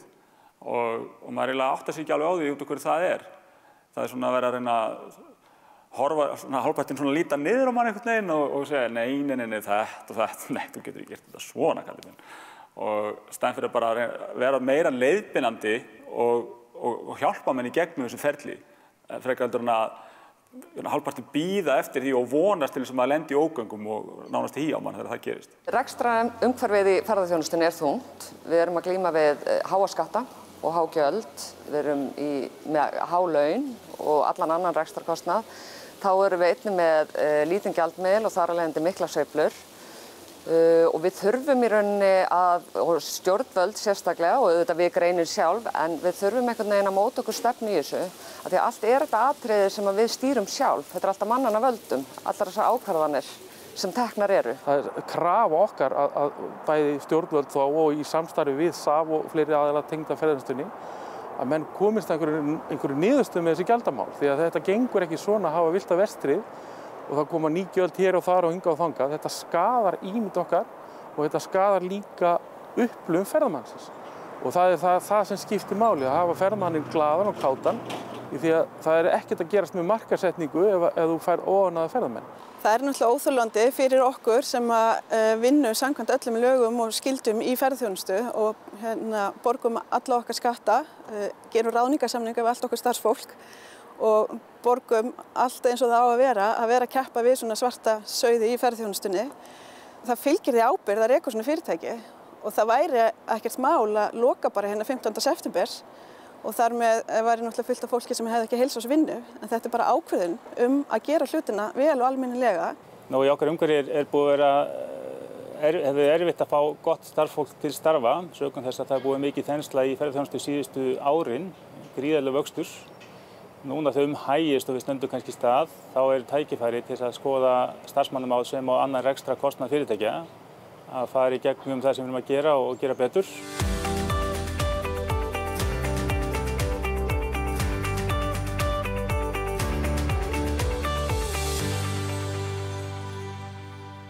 Ég ætla að fá að vera hérna á endan og þið með bara raða ykkur hérna upp. Við sælætsamul og til hamingju með daginn. Ég velti fyrir mér eftir þetta myndband og kynningu Jóhannes Þórs hvort að myndmálið í ferðaþjónustugeiranum sé á þann veg að við séum að tala villta vestrið, haglarapanel og við séum bara boðnar hingað sem einhvers konar leirdúfur. En ég ætla nú að reyna að fara svona mjúkum höndum mína panelista hér en verið hjartalega. Ég ekki leirdúfan? Óli Björn, Birna Ósk og Ásdís, verið hjartalega velkomin. Ég ætla kannski að fá að byrja á þér, Óli Björn, fyrsta kast. Nú var einn flokksbróðir þinn, ef að svo má kalla, í síðasta mánuði að furða sig á álagningu á hálfslíters kranabjór sem hann greiddi heila 1400 krónur fyrir á hóteli hér í bæ. Ekki að áfengisgjaldi sem reyndar er stefnt að hækka 2,5% samkvæmt nýju fjárlagafrumvarpi sé að fara að valda uppnámi í ferðaþjónustugreininni, svona eitt og sér, en það endurspeglar kannski þá áskorun og áskoranir sem að greinina við að etja, sem er auðvitað álagning og skattheimta, sem fer auðvitað beint út í verðlagi og veldur því að við erum, eitt dýrasta land í heimi. Flokksbróðir þinn segir að það sé ástæða til að fylgjast vel með verðþróun í landinu, meðal annars vegna mikilvægis þess fyrir ferðaþjónustuna og að geta boðið samkeppnishæf verð. Hvað er að þínu mati svona leið ríkisins og sveitarfélagana til að koma til móts við þessa þróun og kannski í hvað forgangsröðun svona sérðu þessa hluti gerast? Fyrsta lagi ætla ég að segja, ég vorkenni hæstvirtum fjármálaráðherra ekkert að borga fyrir einn bjór. Hann hefur efni á því, en grínlaust þá er það auðvitað þannig og ég var nefnilega að rifja það upp í síðustu viku að það eru 2 ár, eða 3 ár síðan, réttara sagt, að ég stóð upp í þingsal, þá sem formaður efnahags- og viðskiptanefndar, þar sem við vorum að ræða fjárlagafrumvarp ríkisstjórnar Bjarna Benediktssonar, ríkisstjórn Sjálfstæðisflokks, Viðreisnar og Bjartrar framtíðar. Það var ríkisstjórn með einn þingmann í meirihluta. Og ég stóð upp í fyrstu umræðu, rétt fyrir kvöldmat á 5. og lýsti því yfir að ég myndi ekki styðja þetta fjárlagafrumvarp. Og þar með í raun naut það fjárlagafrumvarp ekki meirihluta stuðnings þingsins. Það gerðist hins vegar annað kvöldi menn fór í eitthvað andaglas hérna í bjartri framtíð og slitu ríkisstjórnarsamstarfinu. Þess vegna fékk ég ekki þessar 15 mínútur sem ég átti skilið. En ástæðan fyrir því að ég lýsti yfir andstöðu við fjárlagafrumvarpið sem síðan náði ekki fram að ganga var fyrst og fremst sú að það var ætlunin að hækka virðisaukaskatt á ferðaþjónustu úr 11% í 24,5%.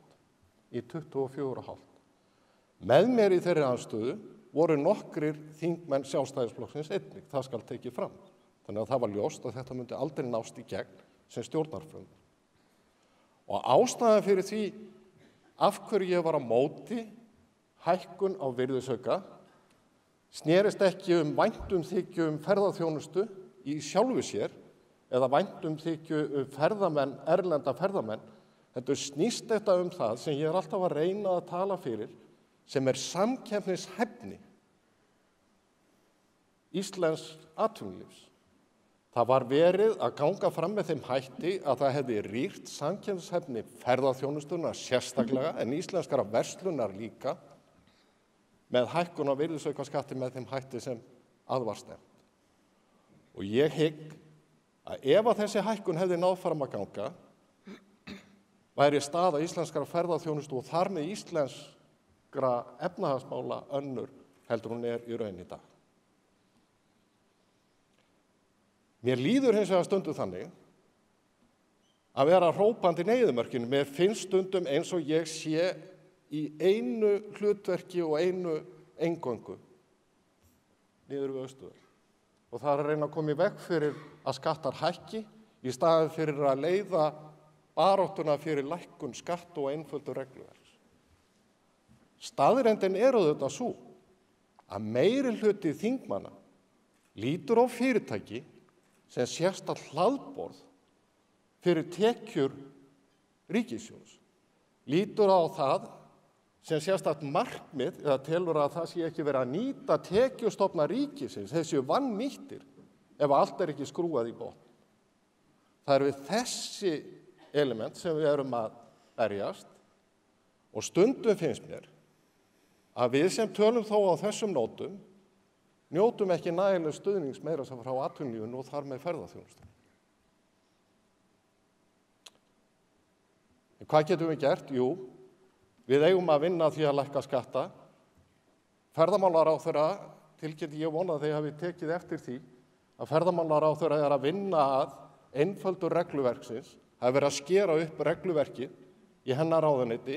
Kristján Þór Júlíusson, sjávarútvegs- og landbúnaðarráðherra í sömu vinnu og ég hygg að við sjáum afrakstur þessa núna á komandi mánuðum. Ég hygg að það mun nú létta undir hjá mjög mörgum. Lægri skattar og einföldu regluverksins. Þetta svona einfalt, en það alveg óbóðslega erfitt að koma þessi í gegn.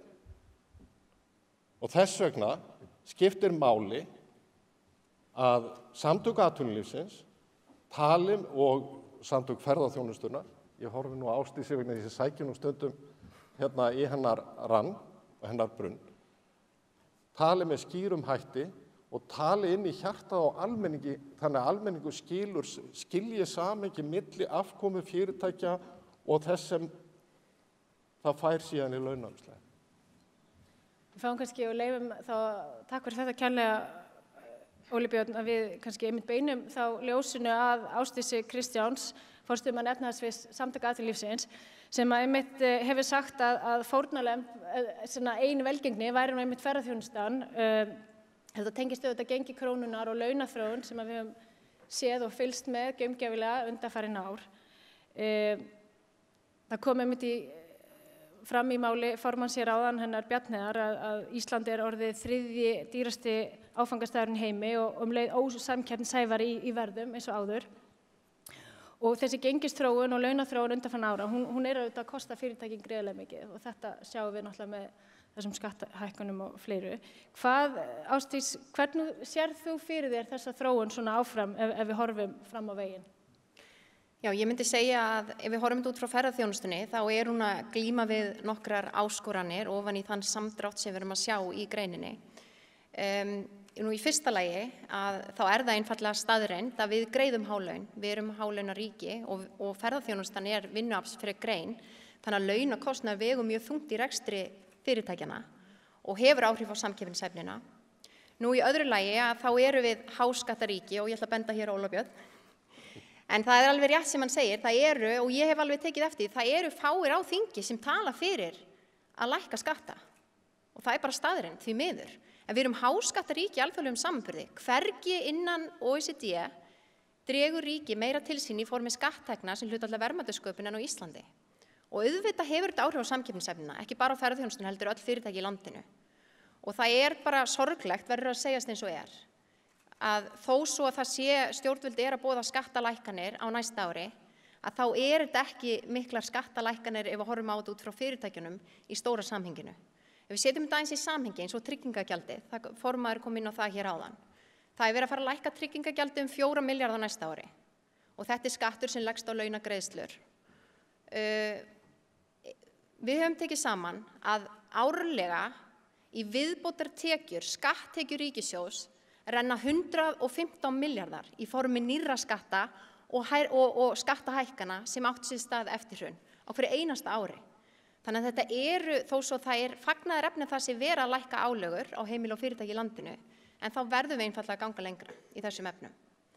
Nú síðast en ekki síst, þá það krónan og ég hef bent á það að má segja að ferðaþjónustan sé að einhverju leyti fórnarlamb sinnar eigin velgengni og ástæðan fyrir því að auðvitað samfara miklum uppgangi í ferðaþjónustunni þá höfum við séð krónuna vera að styrkjast og þetta hið svokallaða jafnvægisraungengi sem endurspeglar undirliggjandi stöðu þjóðarbúsins hefur verið að styrkjast líka.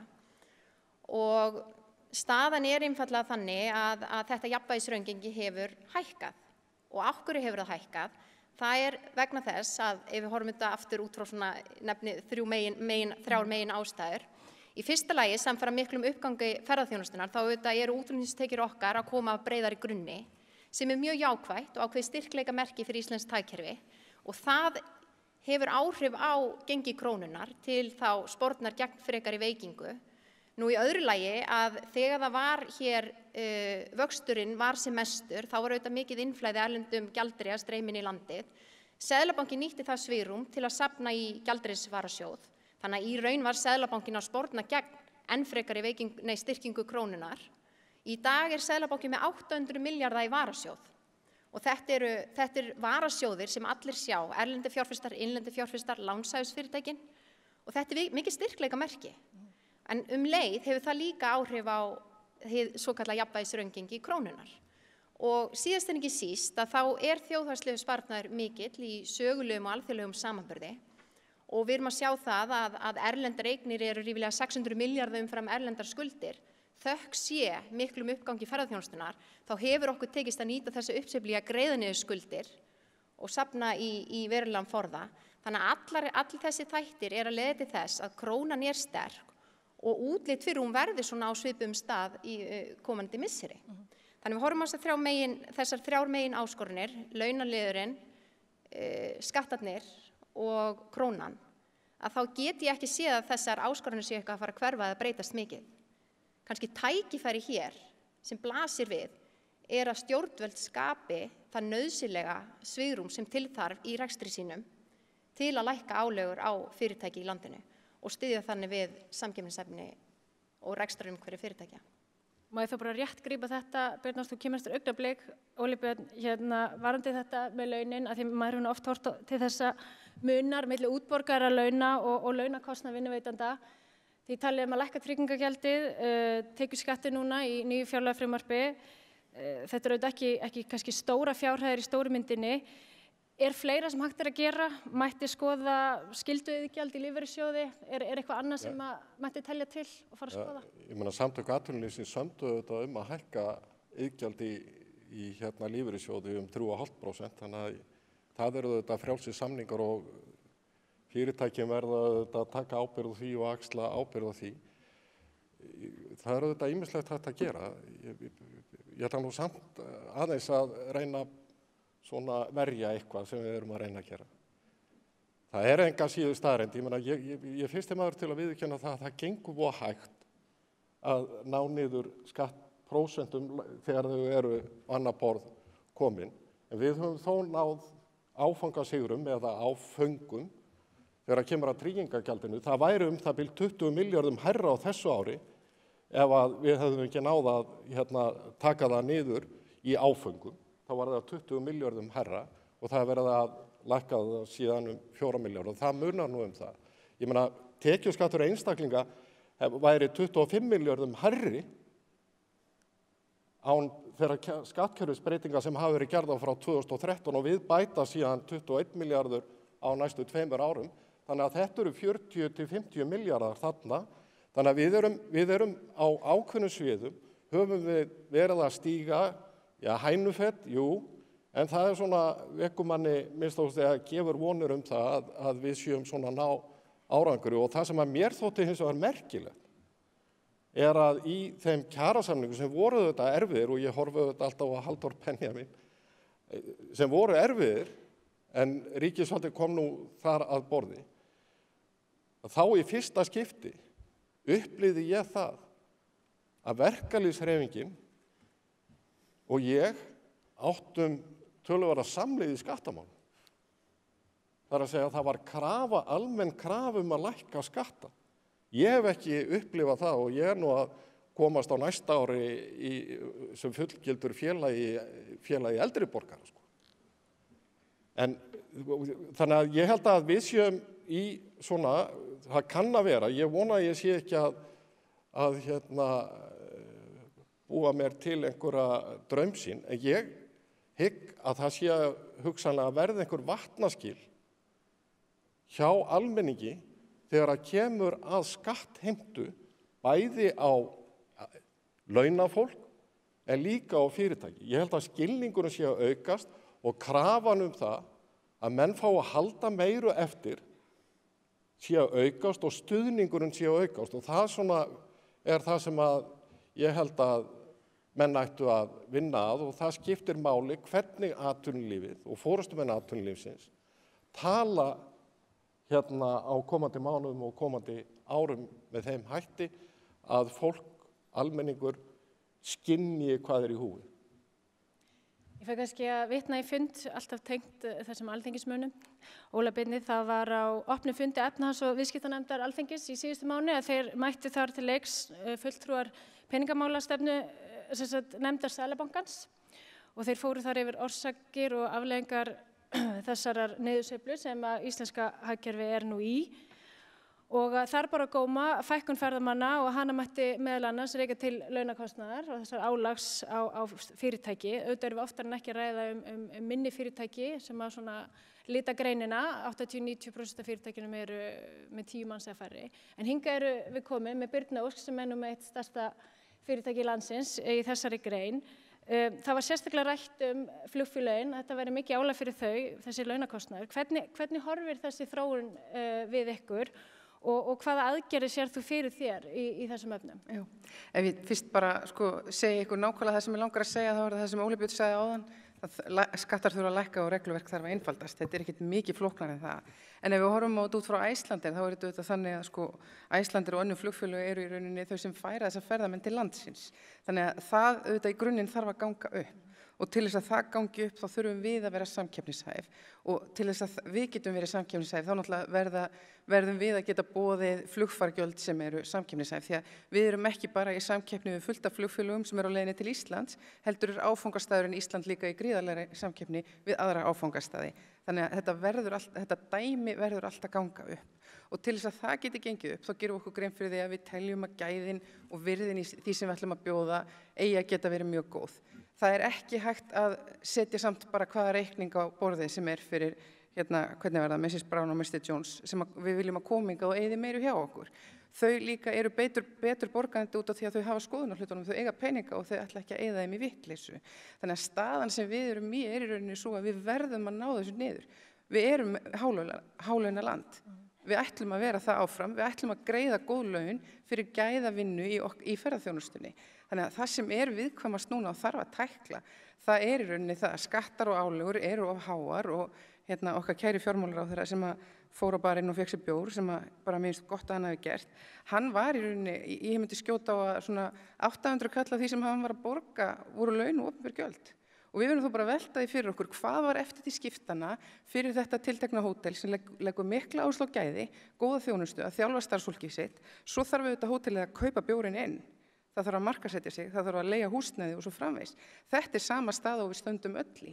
Þannig að sko skatturinn og öll þessi opinberu gjöld eru einfaldlega of íþyngjandi fyrir greinina og svona til að bæta ofan á það þessu með varandi flugfélögin sérstaklega, þá erum við að keppa við á bilinu 20-25 flugfélög á hverjum tíma. Þau eru ekki með okkar launastrúktúr. Þau eru ekki að greiða sama hlutfall í sköttum og öðrum opinberum gjöldum eins og við. Þannig að þetta eru einfaldlega hlutir ef við viljum vera með íslenska ferðaþjónustu og íslensk flugfélög sem verður að styrkja og bæta. Það fer ég svona að renna á annan endan hjá okkur. Þetta er svolítið áhugavert að kíkja yfir þetta svið sem þið eru búin að vera að lýsa. Við erum með eina þyngstu reglubyrði í heimi, ef maður kíkir á niðurstöður OECD. Við erum mesta hálaunaland í heimi, við erum með þyngstu skattbyrðina, þar af leiðandi dýrasta land í heimi. Þetta er ekki auðveld staða. Ef þið fengið að ráða einni ákvörðun, bara nú í dag, þá eru þið í sæti fjármálaráðherra. Ein ákvörðun sem tekin yrði í dag breytingu á íslensku rekstrarumhverfi. Hver væri hún? Ásdís, þú mátt byrja. Já, ég væri mikið til að vera fjármálaráðherra í einn dag. Það væri frábært. Ég skal hafa þið nokkur ár. Það fyrsta sem ég myndi gera væri, ég myndi lækka tryggingagjaldið. Þetta er, eins og ég sagði áðan, þetta er skattur sem leggst á launagreiðslur og framundan við vitum að launakostnaður að fara hækkandi á komandi árum. Lækkun tryggingagjalds enn frekar, það er að segja, og niður í áðurgefin fyrirheit sem voru gefin hér 2015-16, yrði til þess fallið að auka svigrúm fyrirtækja til að mæta þessum launakostnaði sem framundan og auðvitað líka bara sporna gegn fækkun starfa. Við erum að sjá alveg gríðarlega breytingar á íslensku vinnumarkaði. Störfum að fækka, atvinnuleysi á uppleið og þetta væri að mínu mati sú skattalækkun sem væri best til þess fallin að styðja við rekstrarumhverfi fyrirtæki í dag og einkum að sér í lagi lítill og meðalstóra fyrirtækja. Tryggingagjald, Birna Ósk. Já, ég tek undir þetta en ég myndi vilja bara að ég myndi þó reyna að innleiða meira hugsun nýsköpunar í allt sem við erum að gera í stjórnkerfinu. Bæði í því hvernig við einföldum hlutinu og gerum þeim auðveldara að verða til og vaxa og dafna á hraðan hátt, ekki að flækjast inn í flóknu regluverki í hverju einasta skrefi sem jafnvel stoppar okkur í að komast af stað og hins vegar í því að hugsa meira það sem við erum að gera þegar við erum að fjárfesta í innviðum þannig að það sé til langstíma og við ætlum ekki að henda kostnaðinum og uppbygginguna í innviðum sem við trúum að gefa okkur arðsemi til lengri tíma beint út í atvinnulífið á fyrsta árinu. Þannig að þau verða að borga fyrir það strax. Það gerir maður ekki í nýsköpun. Nýsköpunarregluverk. Óli Björn, þú fær loka orðið.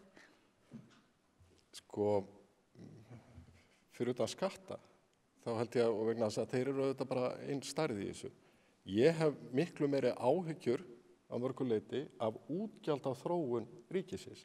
Þess vegna myndi ég óska eftir því að allir forstöðumenn allra ríkisstofnana gerðu grein fyrir þeim fjármunum þeir eru að nota og hvernig svo gríðarlega aukning á framlögum ríkisins til starfsemi þeirra hefur verið nýtt, hverju hún hefur skilað, hvernig þjónustan hefur batnað, hvort biðlistar hafa styðst og svo framvegis, ergo sameiginlegum fjármunum okkar virkilega varið með þeim hætti sem við eigum að gera kröfu til.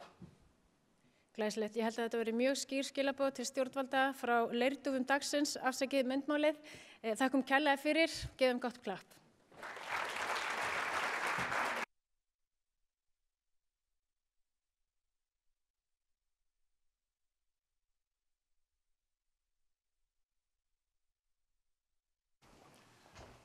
Kæra þakki fyrir þetta.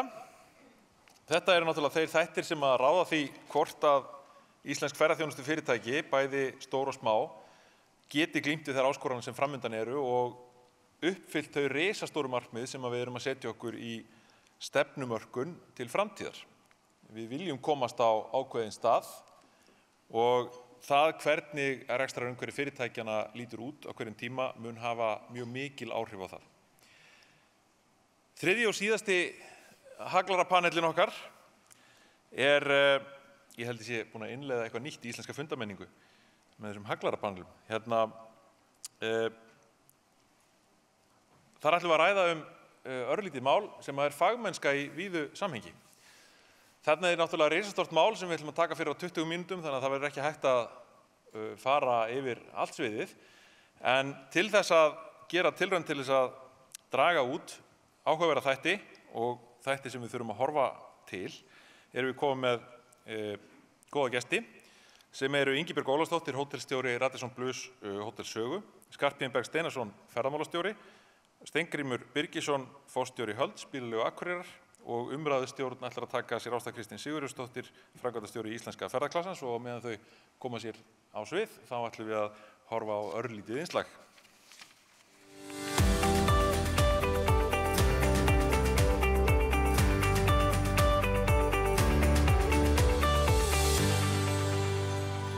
Hvað varðar fagmennsku í ferðaþjónustu þá tel ég að hún hafi eflst svo munar á síðustu árum, enda hefur greinin fjárfest verulega í innviðum eða sem nemur 100 milljarða króna. Því miður þá hafa stjórnvöld ekki fylgt eftir og innviða fjárfestingar hjá þeim hafa verið í mýflugumynd miðað við fjárfestingar greinarinnar. Þar verða stjórnvöld á næstum misserum að mínu viti að koma sterk inn. Þarna er ég að tala fjárfestingar og eflingu á menntun í ferðaþjónustu, ég er að tala samgöngukerfið, ég er að tala uppbyggingu á viðkvæmum svæðum, tryggja sjálfbærni greinarinnar og svo framvegis, til þess að við getum í enn meira magni notið ávaxtana af þessari atvinnugrein. Já, varðandi fagmennskuna, þá held ég að fagmennska almennt í greininni hafi aukist til muna á síðustu misserum. Fyrirtækin eldast og þroskast og fagmennska hefur aukist. Í okkar umhverfi þá hefur við aukið fagmennsku okkar starfsmanna mjög mikið. Við erum með mjög hæft fólk og það hefur gengið betur að fá hæft fólk til starfa. Öryggismálin eru okkur mjög ofarlega í huga og leggjum mikla áherslu á þau, enda það hluti af okkar söluvöru að við séum með gott og vandað og öruggt umhverfi.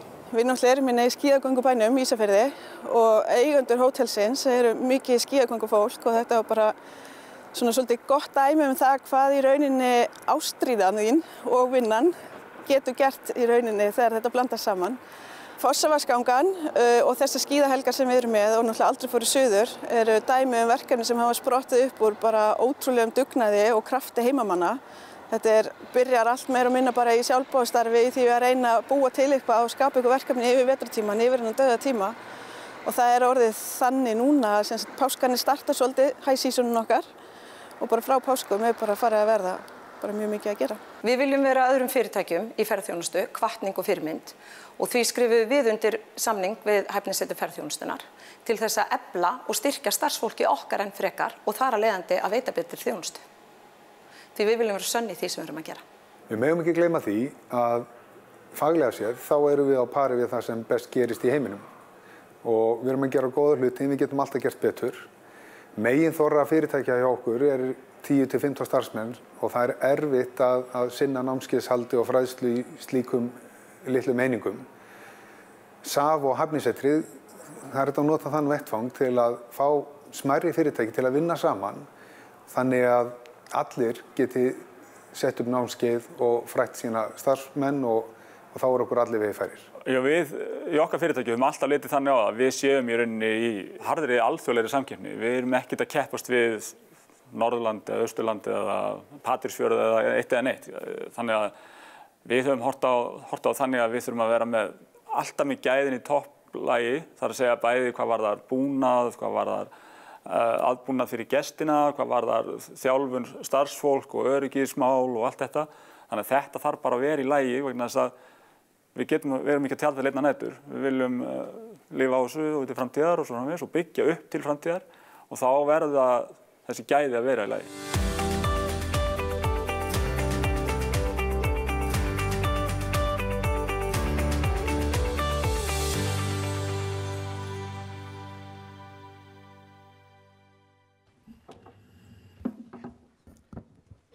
Góðan daginn, gott fólk, gaman að fá að vera með ykkur og ég tek undir hamingjuóskir með daginn hér í dag.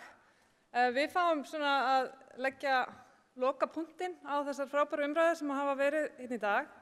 Og mér langar kannski svona aðeins í ljósi þess að á föstudaginn var kynnt þessi stóri stefnurammi stjórnvalda og greinarinnar sameiginlega, þar sem Ísland ætlar að vera leiðandi í sjálfbærri þróun árið 2030 sem áfangastaður, sem þýðir í rauninni að við ætlum að vera einhvers konar heimsmeistarar í því að leiða sjálfbæra þróun og ná jafnvægi milli umhverfis, efnahags og samfélagsins.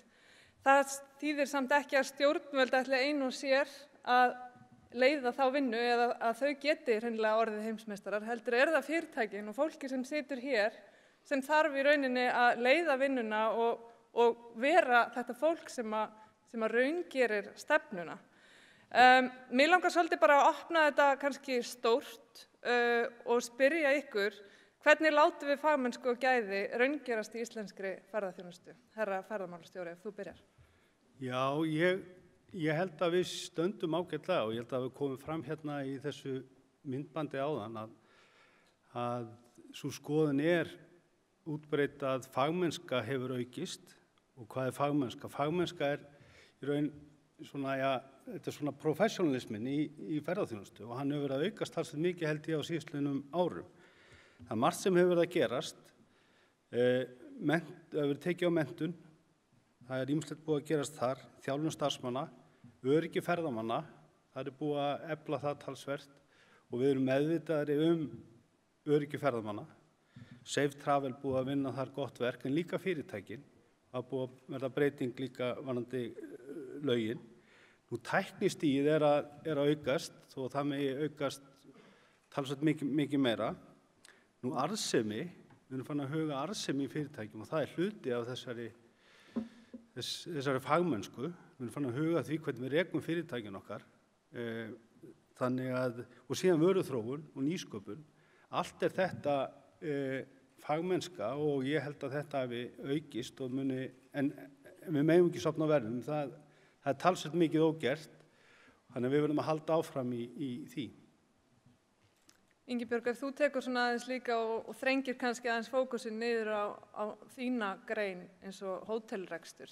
Já, það sem við megum ekki gleyma það að fagmennska ofboðslega vítt hugtak. Það notað mjög mikið og stundum kannski aðeins ofnotað vegna sem maður flettur þessu upp að það kemur fram á Vísindavefnum að þetta siðferðilegt hugtak.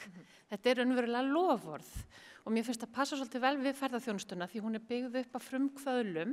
Þannig að það má kannski segja það að þeir hafi upphaflega byggt þetta upp með loforðum að standa við að Ísland yrði frábær áfangastaður.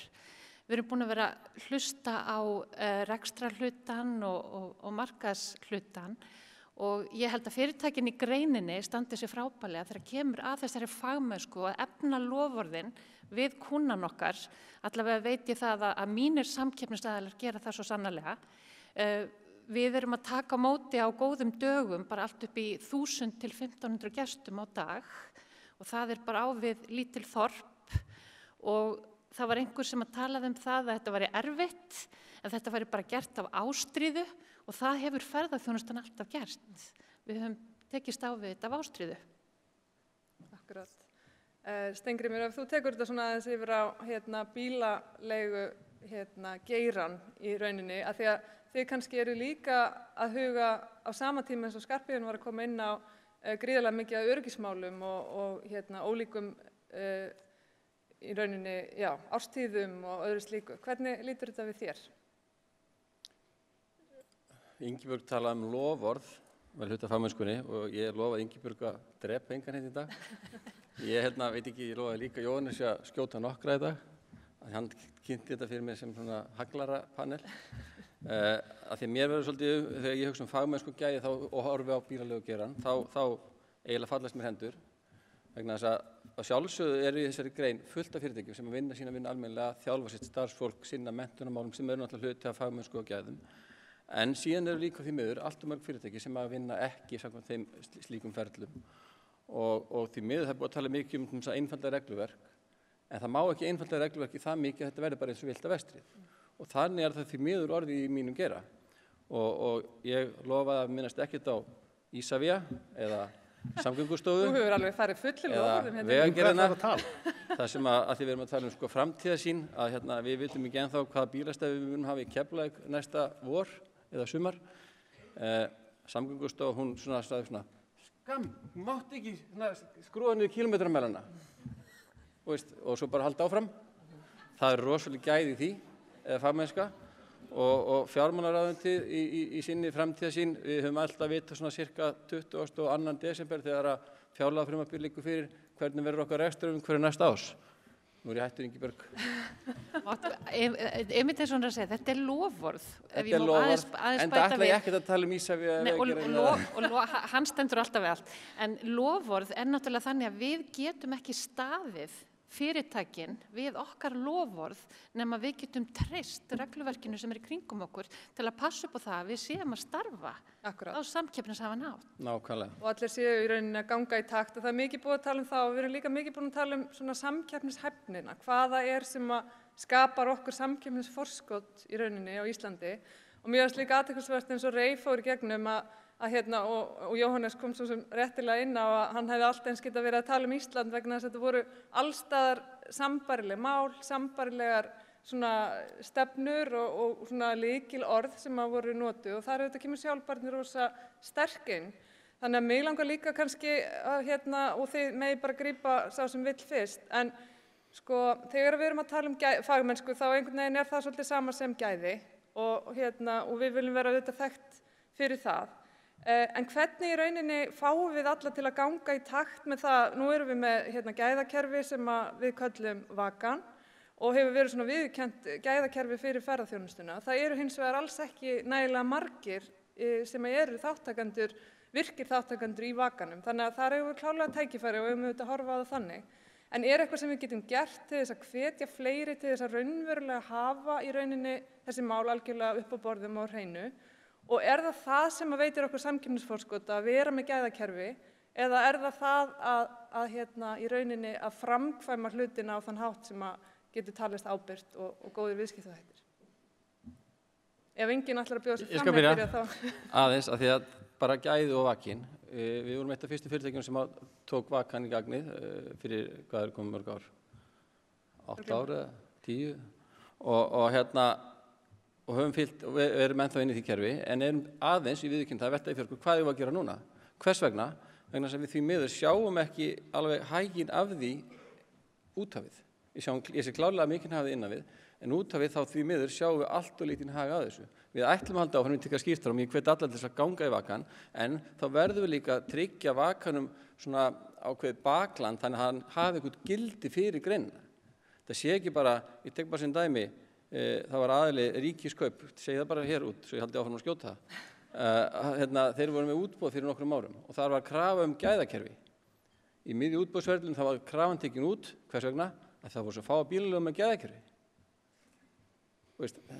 þarna fer ekki saman fyrst mér hljóðamynd en ég algjörlega á því Vakin góður en það bara tryggjum bakland þannig að hann hafi eitthvað gildi og þarna segi ég bara aftur ég farin að hljóma svo versti politíkus, regluverki þarf að vera til staðar og það þarf að tryggja að menn fylgi einhverjum reglum og menn hafi eitthvað bakland eins og í Vakan þannig að það sé eitthvað virði fyrir okkur hinn að gangi í Vakan og hinn að spá í á ég að skoða Vakan að sleppa þessu.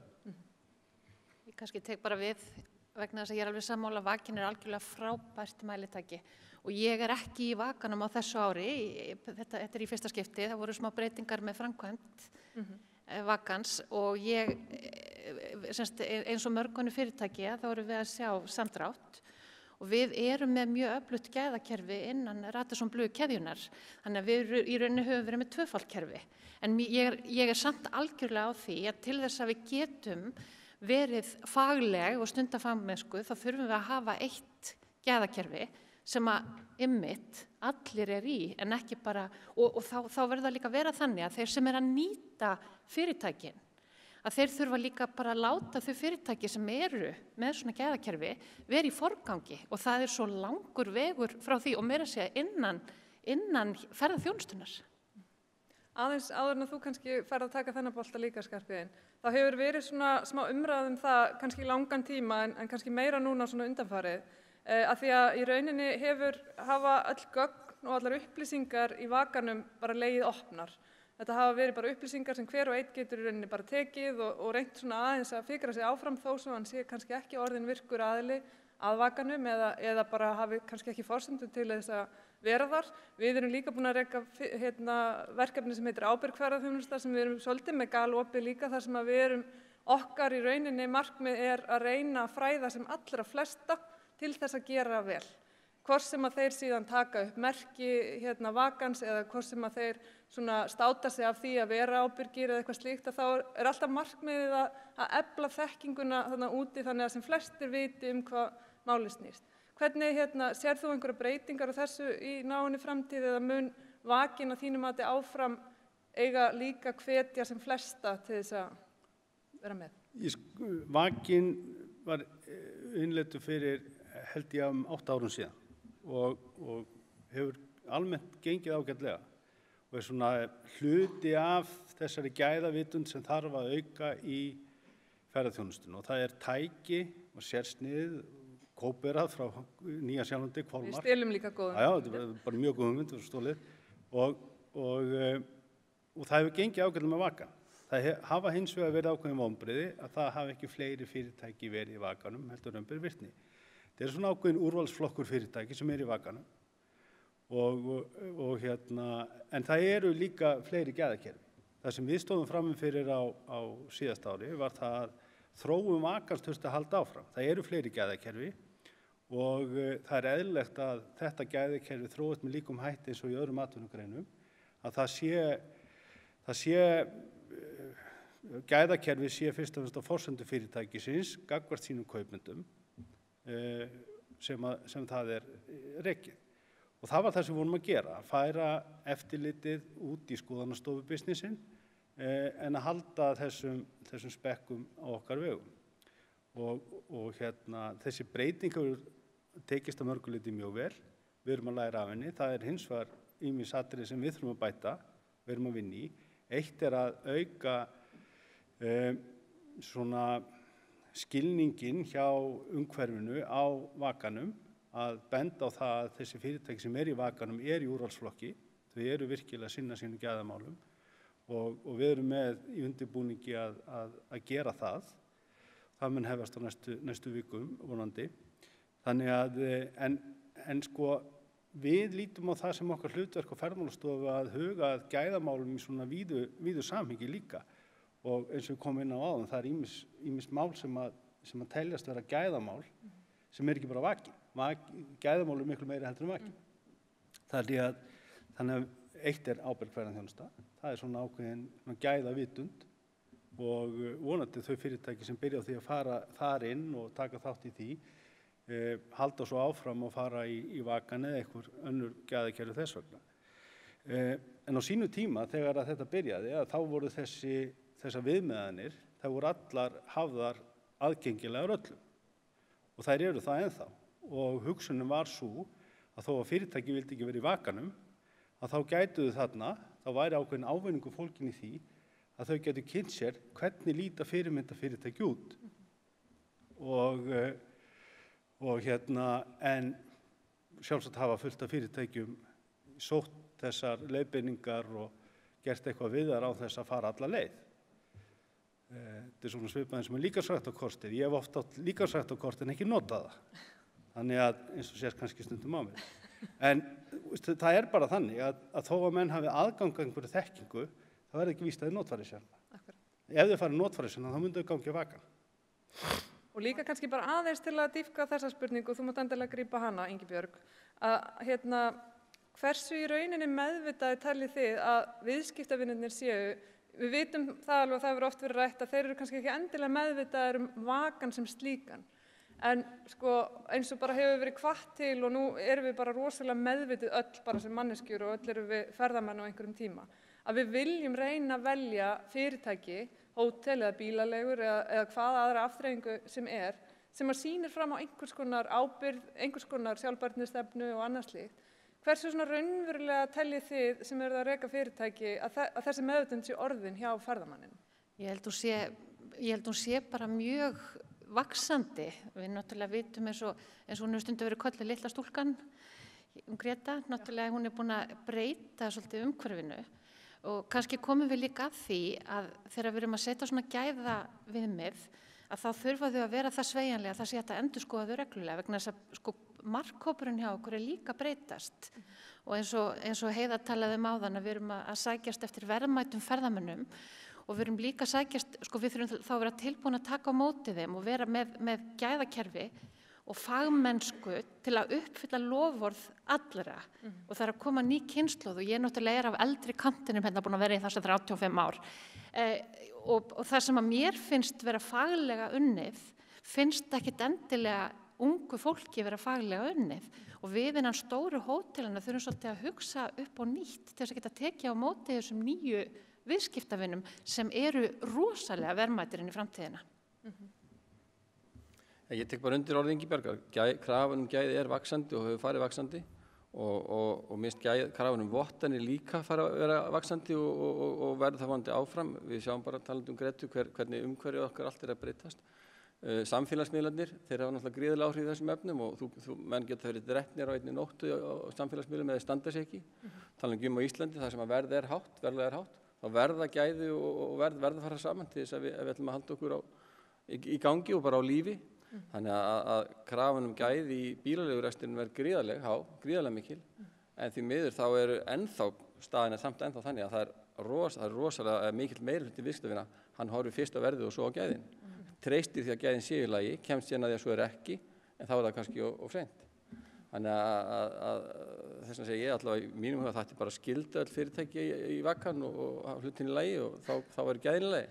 Þannig að ef að þú yrðir ráðherra ferðamála, Steingrímur. Ég ætlaði að vera forsetinn, ég ætlaði ekki að vera ráðherra ferðamála. Það var miklu meira, sko ekki hér, einhvers staðar svona einræðisherra. Þá verður það að setja fleiri reglur og strangari ramma.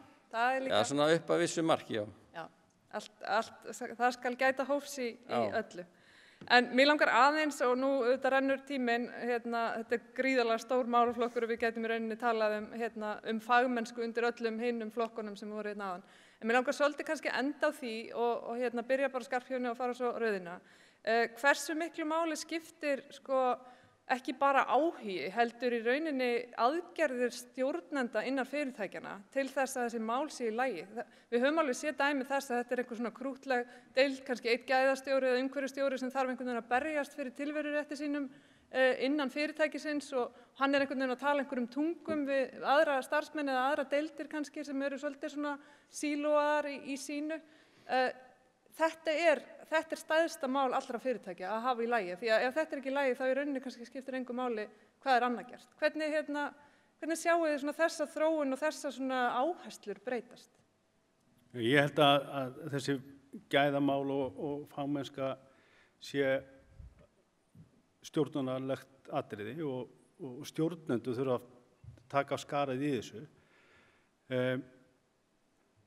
Það er stjórnandi fyrirtækisins eða stjórnandinn í rekstrinum sem að tekur ákvörðun það hvort að einhver þjónusta eigi að vera veitt með tilteknum hætti. Hvort að eigi að setja út í sal starfsmann sem hefur aldrei fengið neina þjálfun í að bera á borð, eins og við sjáum stundum veitingahúsum. Eða segja ferðamönnum til á fjölförnum stöðum landið. Það er stjórnunarlegt atriði. Það er, sá seki er ekki unglingurinn sem fer fram í veitingasalinn og kann ekki að bera á borðið. Það er stjórnandinn á staðnum. Þannig að það er gríðarlega mikilvægt að þeir sem stjórna fyrirtækjum séu meðvitaðir þetta og passa upp á það að fagmennskan sé til staðar. Það eru þeir sem eiga að innleiða þetta. Gríðarlega mikilvægt. Og þegar við erum með ferðaþjónustu sem eins og búið að lýsa í dag sem að við erum við dýrasta land í heimi, að þá verðum við að hafa gæðin í lagi, að það fari saman verð og gæði. Örstutt í lokin frá ykkur. Já, ég er algjörlega sammála því og ég held að hótelin, því nú tala ég bara fyrir mig og minn ramma, að þessi hótel sem er í samkeppni við mig, þar kemur mjög afgerandi afstaða frá stjórnendum í gæðamál og bara allir, eða langflestir að starfa faglega vegna þess að ef við stöndum ekki við loforðið gagnvart gestunum okkar, þá bara fáum við það ekki aftur. Akkurat. Steingrímur, síðasta orðið. Það er mikið. Í rauninni, hegðun stjórnenda er náttúrulega lykilatriði hvernig við rekum okkur fyrirtæki. Við hjá Bílun Akureyri erum búin að vera með gæða umhverfis- og öryggistjóra í sennilega 10-15 ár, ég held að sé hérna í salnum, og búin að vera hjá okkur í 35 ár held ég í starfi, þannig að þekki fyrirtæki inn og út. Ef að hann að gefa einhver skilabóð, röng skilabóð út til starfsmanna, þá náttúrulega fer allt í rúst hjá okkur. Ég segi oft, sko, við sem erum að stjórna, við erum mamma. Það er mamma sem elur okkur upp og við hegðum okkur eins og mamma. Ef að mamma hegða sér illa, þá hegðum við okkur illa. Við lærum þetta bara af mömmu. Og ef ég kem og sem stjórnandi segi við fólki mitt, þið afgreiða bara hratt, drífa þetta frá, ég þoli ekki hérna klukkutíma röð, bara hratt, burtu, ekkert að tala um fólk, ekki bjóða neitt auka, ekki bjóða slísalda á töskunni, bla bla bla, bara drífa þetta í burtu. Þá gerir fólki mitt það, en það er ekki veita góða þjónustu. Þannig að við sem stjórnendur, við erum lykilatriði í því að gæði og fagmennska sé í lagi. Þannig að ef við viljum ekki að gæði og fagmennska sé í lagi, þá er það svoleiðis í fyrirtækinu. Ef við viljum að gæðin sé í lagi, þá á það að vera svoleiðis líka. Og auðvitað er það okkar að tryggja það með þjálfun og menntun og endurmenntun og svo framvegis. Og með því að hafa umhverfis- og gæðastjóra starfi líka. Nákvæmlega. Þetta verða loka orðin og aftur til ykkar. Þetta er í höndum fyrirtækjanna að raungera þessi mál og stunda góða faglega ferðamennsku til framtíðar. Takk fyrir mig.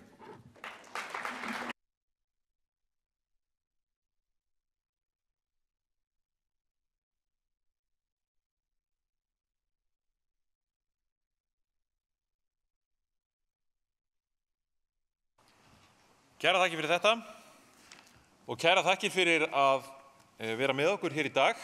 Við ætlum að fara svona síga á seinni hlutann. Mér langar að þakka þeim sem að bæði eru hér í salnum og fylgdust með í gegnum vefinn. Það eru 2000 manns sem að hafa tekið þátt í ferðaþjónustudeginum í dag, bæði hér í salnum og út í samfélaginu við netgluggan.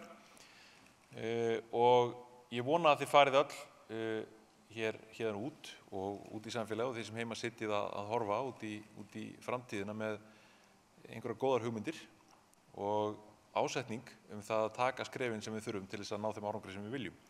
En áður en við höldum hérðan út úr salnum þá langar mig að bjóða hér velkomin Halldór Benjamín Þorbergsson, framkvæmdastjóra Samtaka atvinnulífsins, sem að ætlar að leiða okkur inn í framtíðina. Takk.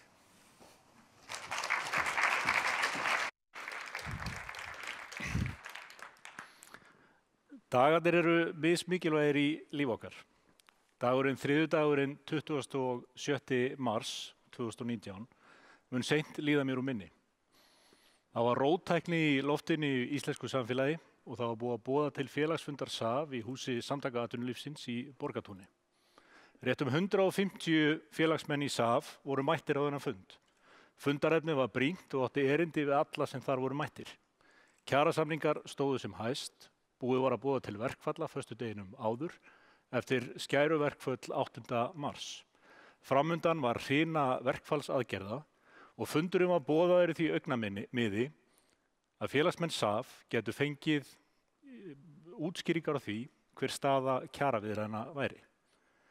Allir þeir sem voru í salnum áttu eitt sammerkt. Þeir voru með meira á minna allt sitt undir. Starfsemi þeirra stóð frammi fyrir því að vera meira á minna lömuð ef ekki myndi nást að semja. Og þess vegna get ég bara deilt því með ykkur núna, næstum 6 mánuðum síðar, að það var ákveðin beigur í framkvæmdastjóra atvinnulífsins áður en að mæta á þennan fund klukkan 9 þennan morguninn. Fundurinn stóð í klukkustund og ég ætla ekki að rekja efnið hans hér.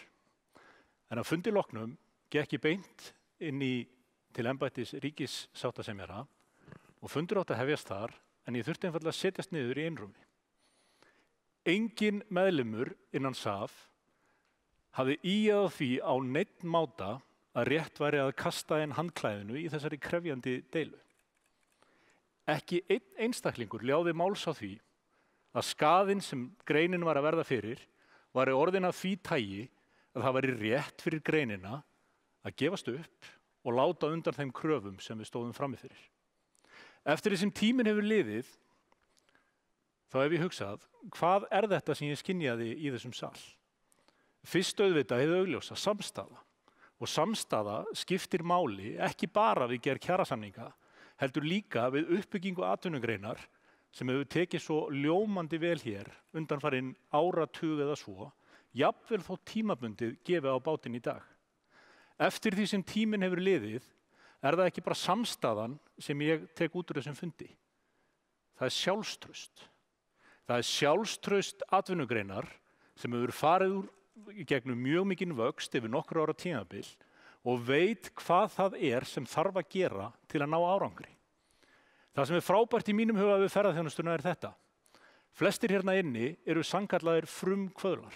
Fólk sem hefur byggt upp sín fyrirtæki víðsvegar landið og eins og framkom hérna áðan, 8 af hverjum 10 ferðaþjónustufyrirtækjum eru með 10 starfsmenn eða færri. Þetta grein frumkvöðlana.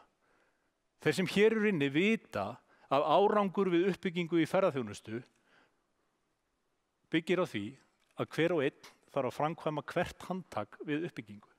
Salan á sér ekki stað að sjálfu sér. Hún byggir á símtali og öðru símtali.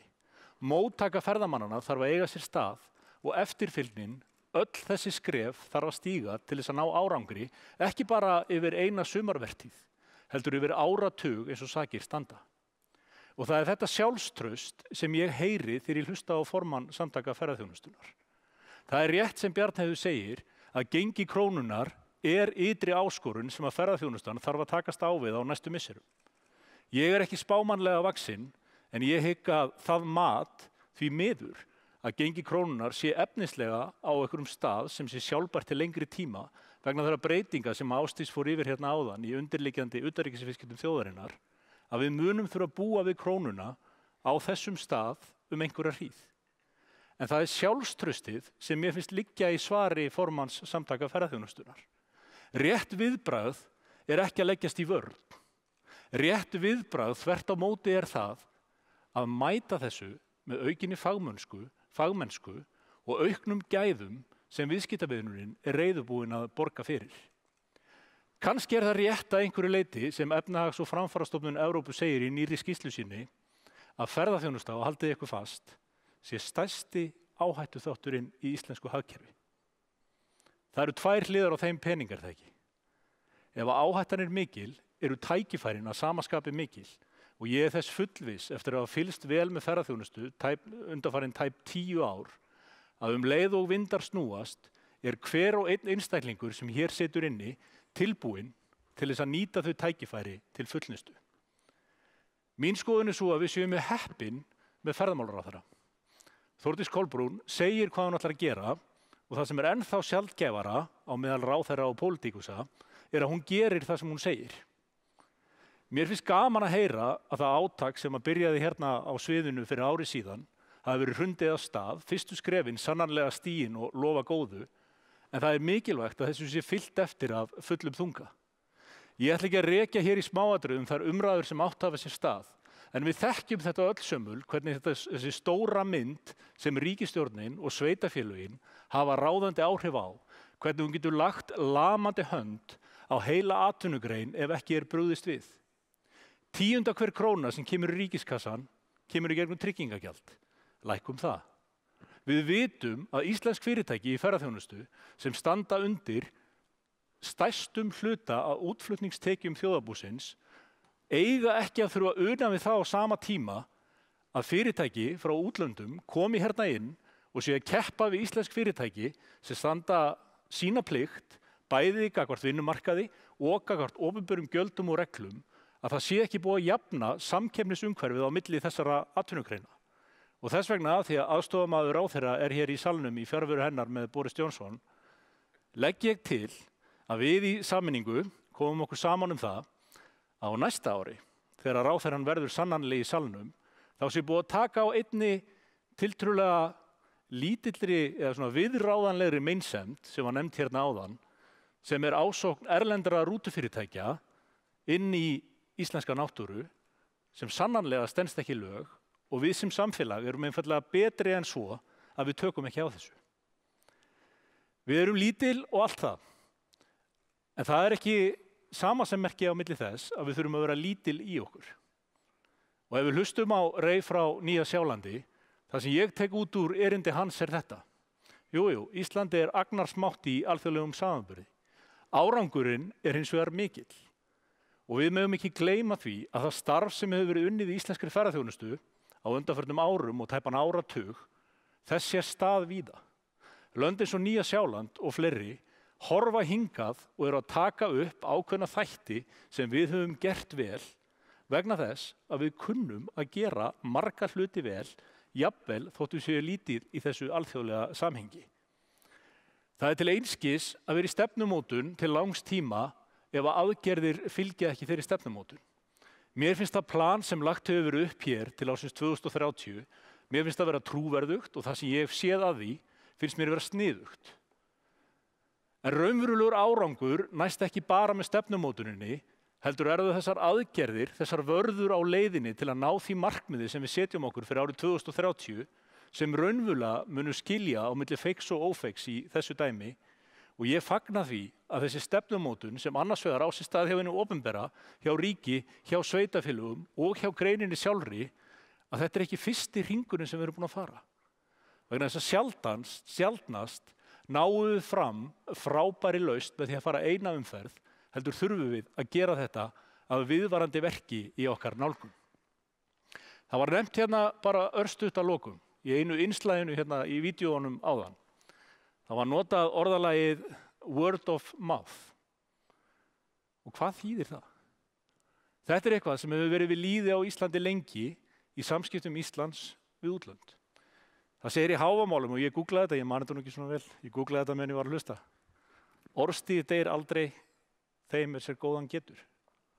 Þetta ekkert nýtt og sama hvort að samfélagsmiðlar séu í sókn eða vörn, orðspor okkar sem ferðaþjónustuland það sem mun keyra áfram eftirspurnin eftir Íslandi, burt sér frá því hvaða miðlar eru heitir hverju sinni. Að endingu segi ég þetta, ég vil þakka ykkur kærlega fyrir að bjóða mér að koma hérna í dag og reka smiðshöggið á þennan glæsilega ársfund Samtaka ferðaþjónustunnar. Frammi netagerð sem býður ásamt drykkjum og ég bið ykkur að staldra við og tala við okkur og þið talið saman, fólkið í greininni. Ég þakka ykkur kærlega fyrir komuna og óska ykkur til hamingju með glæsilegan fund. Verið sæl.